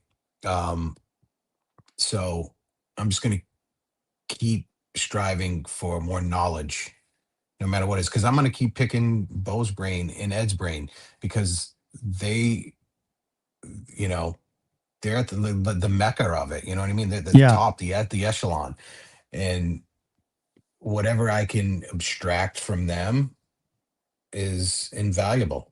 Well, honestly, it's just going to make me a better player, a smarter player. Yeah, I mean, and I forget who was it, Big AZ? Someone was saying this community is so small. Maybe it was Craps Master Journey. It is really small, dude. It's surprising. It's almost sad when I look at, like, we all are somehow addicted or love a game that is the least popular, which still blows my mind. But I feel like it should be a compliment because I feel like it's the most popular for a thinking gambler. Like, well, it could be the least popular because people feel it's intimidating and they don't understand it. Blackjack's easy. You know what I mean? It's roulette is fucking mindless. All baccarat too. It's just if you want to get down to. So I think but a lot of people that are they're addicted to the gamble rush of that. And craps, I guess those guys that are popular now are playing craps like that, like they would be. Hey, here's 10,000 a hand on or on blackjack. They're playing craps like that. It's the same sort of recipe, just different game. So it's not as popular in that way where it's a but you don't have a hand in it. You have a say, but you can't control it with your hands, tactile wise. You know what I'm saying? And there's so much more into craps where we say you can go on one side, you can go on the dark side, you can go on the pass side, you can come down, you could do whatever you want. It's so versatile, and there's so many different ways to make money. Blackjack, there's only one way to make money. That's true. Yeah, good point. There are a lot of ways to make money in this game. A ton, the most out of anyone. And maybe it is. Oh, here. And man, Craps Master Journey. Sorry, I'm just calling you out all the time because it can be not calling you out, but like giving you you're saying a lot of good stuff because it can be intimidating, but it also requires a fair amount of money to play. True. To a point. I feel like for me, dude, for me, I was playing this when I first started, dude, literally $60 to 200 to then 500. And then I worked to get worked consciously because I knew this game needs a bankroll in order to play it at the level I want to play. Like it does. I feel like the minimum you need to play this game, Ed will disagree with me. Ed feels like it's 620. I still think it's 1,000. It's nearing 1,000 to really give yourself a shot. And then Super Mario YouTube community is small, but there's a lot of crapslers who don't watch YouTube. True. You know? And then Big AZ, you'd be surprised. So many people say, oh, there's craps videos on YouTube. I don't know. Like, it's interesting, man. My crew he's a top hoe player. Doesn't know anyone from YouTube. I'm curious to think why do you think that is? Because it's accessible. Best thing I did to learn before playing a live table was practice at a local dealer school. That's smart.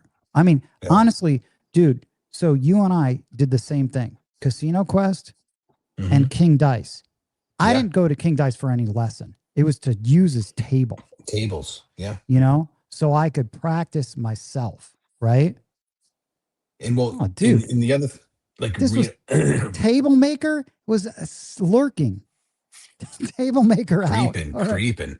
I like that. You know, he just chimes in when he's leaving. The real craps enthusiasts, we all have tables. I would say majority, or throwing rig, a practice rig, something. Yeah, your game starts going up to another level when you start doing that stuff. And I You don't need know, to it's all invest in it. good. You have to invest in yourself.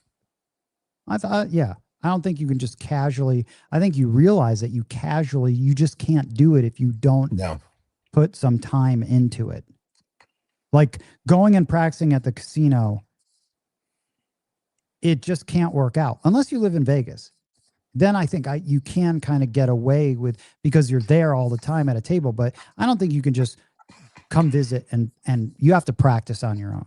You have to practice on your own. You do at home, like if you, before you come with, out to Vegas, right? especially And it helps when you learn Dude. shooting and you learn dicing and you understand what they're doing and what's coming out and how to switch it. But Lip King, like if you compare the Seattle scene, dude, the Seattle scene and all Sounds those guys, big. dude, sounds freaking awesome. I would It does love to sound be good. learning craps in Seattle because of all the support you have out there with all these guys that are playing, that are welcoming, that looks like they all go out. There's enough people out there. He said it was like 500 people. I thought it was like Wow. 300. That's a lot, dude. Think about this. I'm connecting the 3 people I know in your area. BRB, 6 Easy, and Lip King. I don't know anyone else. I really don't know anyone else from the Boston area.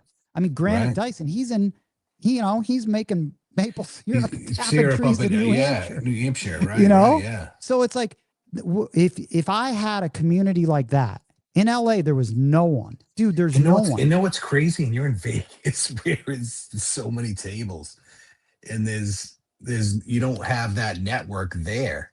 You know what I'm saying? That's wild to me. And Seattle is huge. And I met Bump John from a class, and thank God, because we all need players that will challenge us. And I get that with Bump John. We are different mindsets. He'll always come up to me in the middle. Are you gonna? I'm like, I'm already got it laid. I already know the amount. I'm not doing it, or I'm doing it, you know. But it's nice to be challenged by someone. He's like, well, why don't you do this? And you should have an answer for that. I have an answer. If I don't, then I'm going to think about it, and that's going to make my game get better.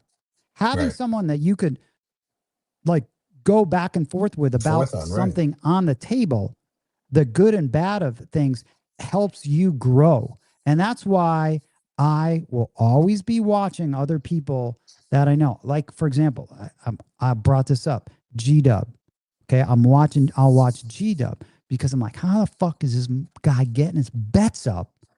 Why are his bets up big? So that's what's going on in my head. Or Ed. I know how Ed plays now. Okay, so that's the reason I expect to see his bet up at this roll count. I expect to see that 5 up to 500. You know, right. I'm curious about G-Dub because I'll always ask him how his presses go. But you should be doing that as players when you're live. When you see someone, go, why are you doing that? To me, one of the biggest things, and I'll just humor me, Lip King, I don't understand why people don't ask me enough when they're playing with me what I'm doing. If you see me just take 2,000 off of my roll, let's say the last 3 rolls at Paris, I was always up. Okay. Let alone, I talk about this on podcasts, if I left up. Okay. But I was up. It's amazing me why people don't ever even ask me, what the hell did you just do? It's not just because I went in there with a big bankroll. Well, that's the thing is, like, I knew what you were doing when you went up because you were going. I knew you were going to do the 2-ton 2 takedown. You were waiting for that next one, and then you were coming down. Yeah, like, I saw that. I saw. Yeah, right. It's a calculated strike. I just wasn't going to do that. You know, but factors led up to that. Other people, gas is on the right. That's funny. Well, not everybody's going to throw that amount of money down, but I knew exactly what you were doing, and I was watching it, and I respect it because I knew exactly what was happening, and I was hoping. You know, obviously, I wanted you to hit it because we all want to win. Yeah, and but watching it in lifetime was pretty cool though to watch you. You know, talk and walk to walk. Yeah. And Ripper, I will always, after a roll, I will always talk about, because I like talking about. You weren't shooting though. I saw that comment. You weren't shooting. You popped in. Ed was shooting. Yeah, Ed was shooting. And that's why I did it. And we were on the and we're on the opposite side. We weren't even near Ed. Yeah. And to me, that was a calculated, Agreed. listen, I'd be a genius if it worked out, because I was telling Bo exactly what I'm going to do. And it just didn't work out. But I was also frustrated too. And I can admit I was frustrated enough to throw out a $1,000 bet on it. Dude, at that moment, I had a lot of money on that felt. Yeah. Ed's roll goes two or three. He hits his point. Dude, Ed hits his point. That's over 1,000. Ed hits a 4. That's 3,000. I mean, dude, it was set up perfectly. Sometimes you have to get setups.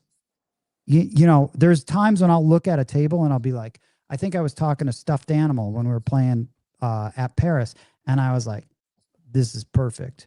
I've got all my setup, everything. It's like, now it's an ATM machine. There's a time when I'm like, it's an ATM machine. Now we can start like taking money out. It's usually if I start at my bets at 50 and I have every number covered with black chips, ATM machine. Now we're always pulling out black chips or 500s. And it's awesome. It's awesome like that. Right. So, dude, Lip King, sorry, you know, I have a tendency to blabber on. You do. Yeah, but you know, we knew it was gonna go like this back and forth because how we talk regularly. You know, it's just gonna be, you know, two buddies just chumming it up about what, you know, something that we love and that we're passionate about, and I knew it was gonna go this long, anyways. Yeah, no, and it was great. And it didn't even feel like, well, how long ago? 3 hours? Yeah, it didn't even feel that way. Advantage player. He's a Bears fan. Oh yeah, God, they had a good year. Good year, man. I hate Caleb Williams. X-Man 10-ton is always very open about his thought process during and after hand. Really appreciate the few times he rolled at Paris and Aria. I got a chance to roll with X-Man a lot of times, somehow late at night, because he ends up late at night. But yeah, very enjoyable. And I think good dude, man. X-Man's a good dude. Yeah. Someone that wants to learn the game. So it's like, how do you learn anything? I would always ask people. People. That's why I say, ask me, because I'm going to tell you why I'm doing this. Why am I not betting across? Why am I doing this at this moment? Why am I doing this? I'll have a reason for you. You should have a reason. If anyone asks, that's one thing where people can start, no matter what your level is. Why are you doing this? And you got to answer it. Okay, it's because I only have X amount, and because this guy I have some faith in him that he's not just a random shooter. And I watched him before, and his dominant numbers were he was hitting this hard way, and he was always hitting a 9, and everyone's been hitting a 9. Oh, okay, cool. Like, you've got a reason for why you're betting, not just the blank screen of death. You know, through pattern recognition. You know. Yeah. Yeah, yeah. I'm an AFC guy, so you guys can have those. I mean, NFC you're a Patriot fan then, obviously, right? Yeah. God, dude. Yeah, you guys are so spoiled. You guys, I can't even believe I had you on this show. I hate but we're not even the same division. Yeah, I know, but still, I mean, yeah. Well, you will never meet in the Super Bowl because the Vikings suck.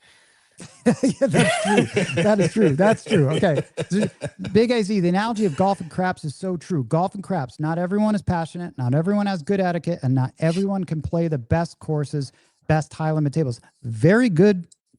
Accurate. Very good. Very good analogy. You know? Fantastic. Yep. Yeah. I think craps is a cool game, man, because there are so many sports that has ties to. I still think poker in rack management is tournament poker and craps relate to each other so well about having a small stack, big stack, and how that impacts your betting and your pressing. I think chess for the strategic lines that you can play, because there are lines. If you guys are playing craps and don't have like really thought out lines, I'm thinking like 3-4 moves, sometimes like 10, literally, when I'm playing this game. Why I'll bet the ATS, because I am thinking beyond 10 moves, because I'm planning on making 5,000 on a lay or something like that. So these go far. You should be thinking at some point about your betting when it comes to that way. And I still think I think football is a great analogy for this game because of how it goes in quarters and the scores, it's very dynamic. And how you could basically be behind. Like if you lose your first like 5 hands, it's almost like you fumbled the kickoff and they ran it back and you're down. And then you literally can be sometimes forced to go for a Hail Mary at the end of your session, or maybe you're like a Patriot team and you're ahead at half and you're just cruising. It's more rare to be just like up and then just taking in money and taking in money. But I still think it's like a football game. Either you got to grind it out and chip away, like, you say in chunks, and then, or it's going to be, like Patriots Falcons 27-3 at half, and you got to launch it, buddy. Yeah. You need the Hail Mary comeback. Yeah. Yank says unsolvable puzzle. It's true. Yeah. And then darts is also a great game to hone the eye-hand coordination for craps. True. There's some Michigan from Saginaw, Michigan. Go blue. I like that. WSOP Colossus coming up. Yep. I'm going to have Courtney on the show, and hopefully I can get Marco Trinello on the show. Old school, used to be married to Jennifer Harmon on the show. I want to get both those guys on the show together. And then craps like a short 285-yard par 3, go for it, or lay up to be conservative. You never lay up, dude. You don't lay up. I don't know. Some people, you don't, right? I don't. No. That's you're wearing a skirt, dude. No fucking way.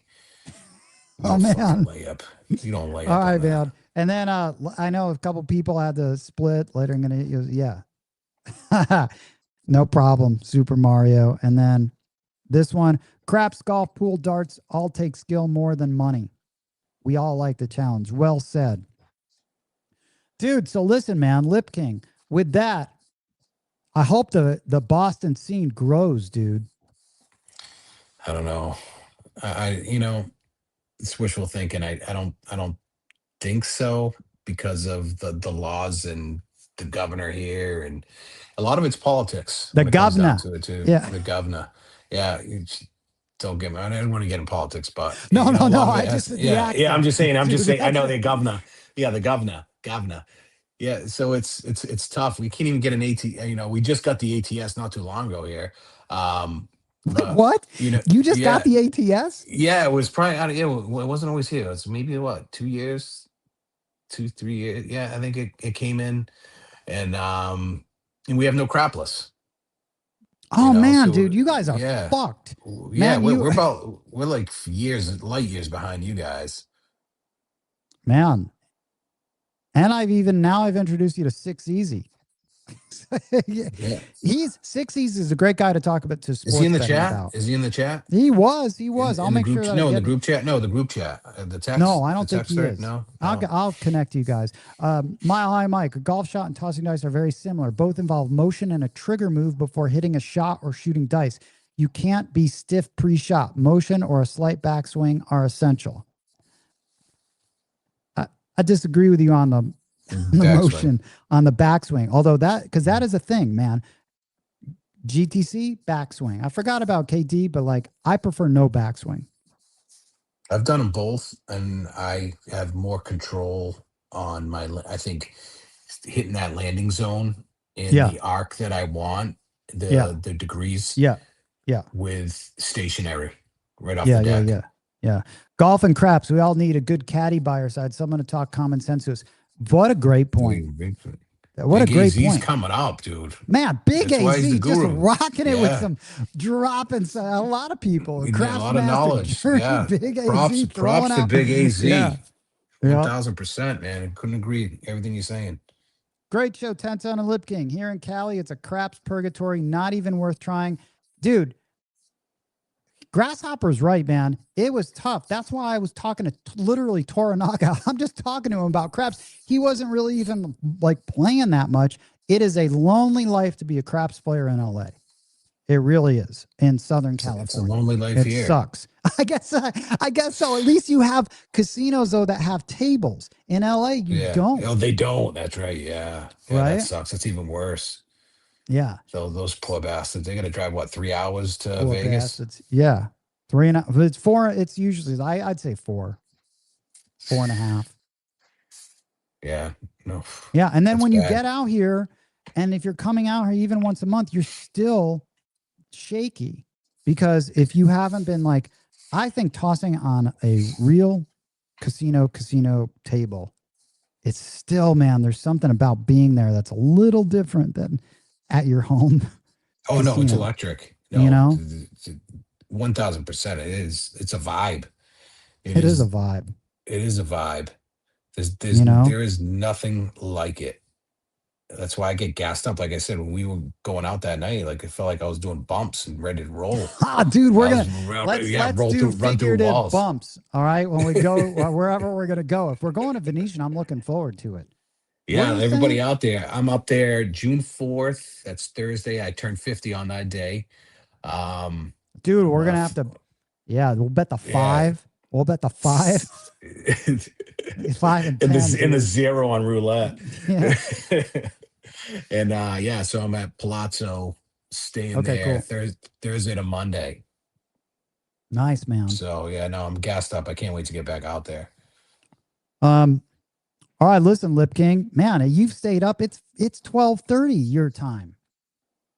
Yeah, it is. Yeah, that is respect, Lip King, dude. Staying up at 12:30 said, East Coast time, man. Just talking Right? shit So you this love, is- man. It's easy. I know, man. I know, and I appreciate all the people. Yes, I don't know thank if you. you saw the show last. No, I time, but didn't. I can't see it but from here, dude, but Lip King- everybody that did come out, Lip man, King- that's awesome. Well, we'll put the weather on in the daytime, and there'll be more views.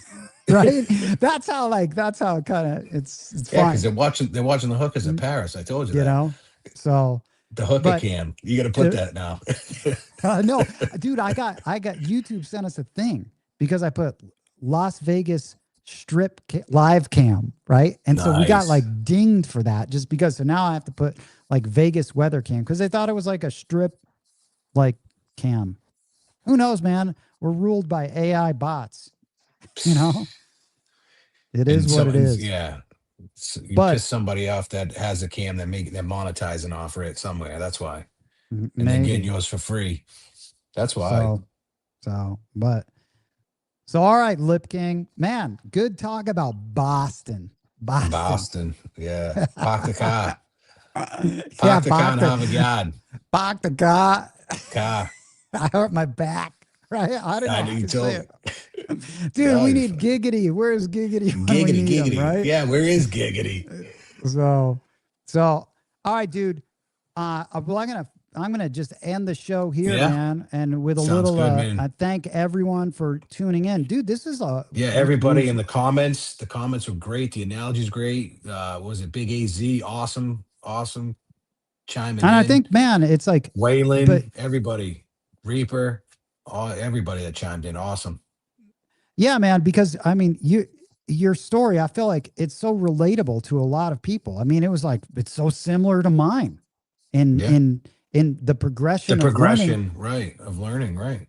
Dude, 6 Easy is like I'm sure I'll run into you now. Dude, first of all, I'm gonna send you guys their numbers. So you will, you know? Dude, oh my God. Here, Lee Hook. Dude, what a name. Dude, Lee Hook. Thanks for having us. Dude, Lee Hook has a great craps name. You know what I mean? Don't you feel like that? Like Lee Hook should be shooting from the hook. Yeah. Well, that's how I took it. Yeah, dude, that's awesome. Thanks, Lip King. Yep. You gotta like this, man. You gotta like the that's an insight into Boston. I don't know who's gonna be on next, dude. I'm trying to get I was talking to Bo and Heavy.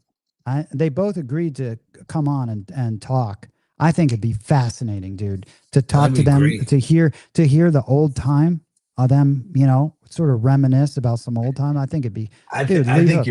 the biggest one's gonna be, hey buddy, it's King Dice. Oh, dude. He's coming on. He's gonna come in. When you get KD on, it's gonna blow up. It'll be funny, dude, because people like I feel like with everyone, there's like it's kind of like YouTube. There's like it's good that they're there, and there's some are There's a better place than for others, it, but there's for some everybody. good. There's some good in all of it. Yeah, no, You know? I can't wait. Like I said, I like KD. He was a hot shit. Dude, great guest tonight, Mad Hatter, Oh. dude. Mad Dude, Hatter. your logo is sick, bro. Mad Hatter, I love it. Loving that. Mad Hatter. fucking- Mad Yeah, Hatter wicked- worked hard on wicked his sick. logo. I can tell you. He was Dude, sending me I'm like telling little you, it's- testings. Dude, that logo is fucking legit. We'll accept that. Thank you, Craftsmaster Journey, from a Packer fan. We will accept that. All right. Okay. So, all right, man. Lip King, I'm gonna go to the weather cam, the hooker cam. All right, brother. Right now. The hooker cam. The hook. It's hooker Hooker. cam. Dude, that's hooker. Dude, are you kidding? That's kind of Yes. like how Kojak would say. Yeah. That's a HOO. Yeah. HOOKAH. Hooker. She was a hooker. Mama's apple pie, a good girl. She was a hooker. Oh my All right, God, brother. dude. Hey, I'll be in touch, and we'll touch base before I head out there. Later, dude, and thanks for everyone that was in the chat, man. Yeah, appreciate the chats, man, and you know, kind of chiming in and being involved, you know. Enjoyed the show. If your sidekick is son, not the son that does that, make you father, not the father. Not the I guess father. so. Yeah, I guess so. No ETG. child support. Yep, he's gonna ETG's taking over the seat. He's gonna like close things out, so you're gonna see him. Oh, that was great. Yeah, that is funny, man. That is hilarious. That's a great Evan line. Cruz. You read Love this? it. Well said. I guess well I would said. be. Father, not the father. Yep. Yeah, observant. I love it. So, all right. Look for a weather girl. Yes. Yeah. Get Dr. one of those Yank, dude, Latino. hanging in Get there. those. All these guys on the East Coast appreciate staying up. So Dr. late, Yank. dude. Dr. Yank's Yeah. my guy. Yeah, dude. Ripper. Good job, Pete. Ripper. I like that name, man. Ripper, man. What a name. So, all right, Lip King. I'll talk to you later. All right, brother. All right. Later. Good night. Later, man. Dude, again, thanks everyone. There's a lot. Look at that, man. This studio is looking good. ETG. We're gonna do some more. We got to do some more studio stuff. This studio is looking good. Oh, dude, you want to go to that other camera? Let's check out that other camera. How the hell do I do it? We got another camera that we never go to. This one? This? Studio. Oh, let's check out this cam. Oh, you guys, this is the rare. This is a cool shot, dude.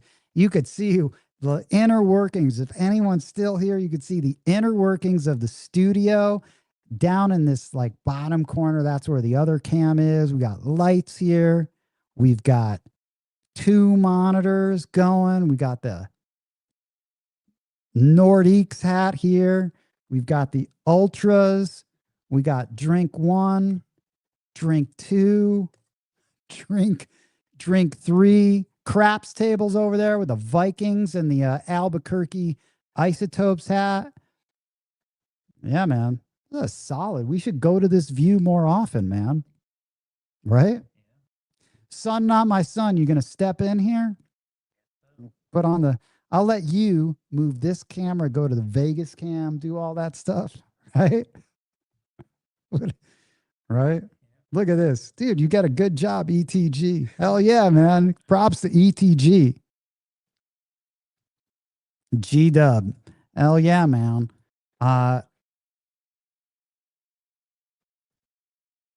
X-Man. Head on over. Oh, dude. Double Up. Double Up was here. Double Up was just up here last time he was here. With a floor guy from Paris. We were up here talking about podcasts and setup. Dude, what's up? What's up? What is ETG? ETG is electronic table game, but it's also his nickname, his name's Eric, and I'd call him Eric the Great. I don't know how that started. Anyway, it just became ETG. And it also means that. And then, hell yeah, all business with that camera angle. Yep. And then, oh yeah, totally. It's a great corner unit. This unit is absolute tits. It's got a killer view. And that's why I'm staying here, because it's sort of perfect for that show. And then, dude, Mile High Shine the Lakers, dude. Yeah, good job, ETG. All right. Thank you for everyone. We're going to go. ETG is going to put on a little weather night Vegas cam. and then just kick it with some music. So appreciate it. Hopefully I'll get Dice Coach and Heavy. They're coming on probably in one of the next 2 weeks. I don't know who's going to be the next guest. If you want to be on here from a certain part of the country, let me know. That's all you have to do. Let me know, and we'll talk, and we'll get it all set up. And go Blue, Michigan.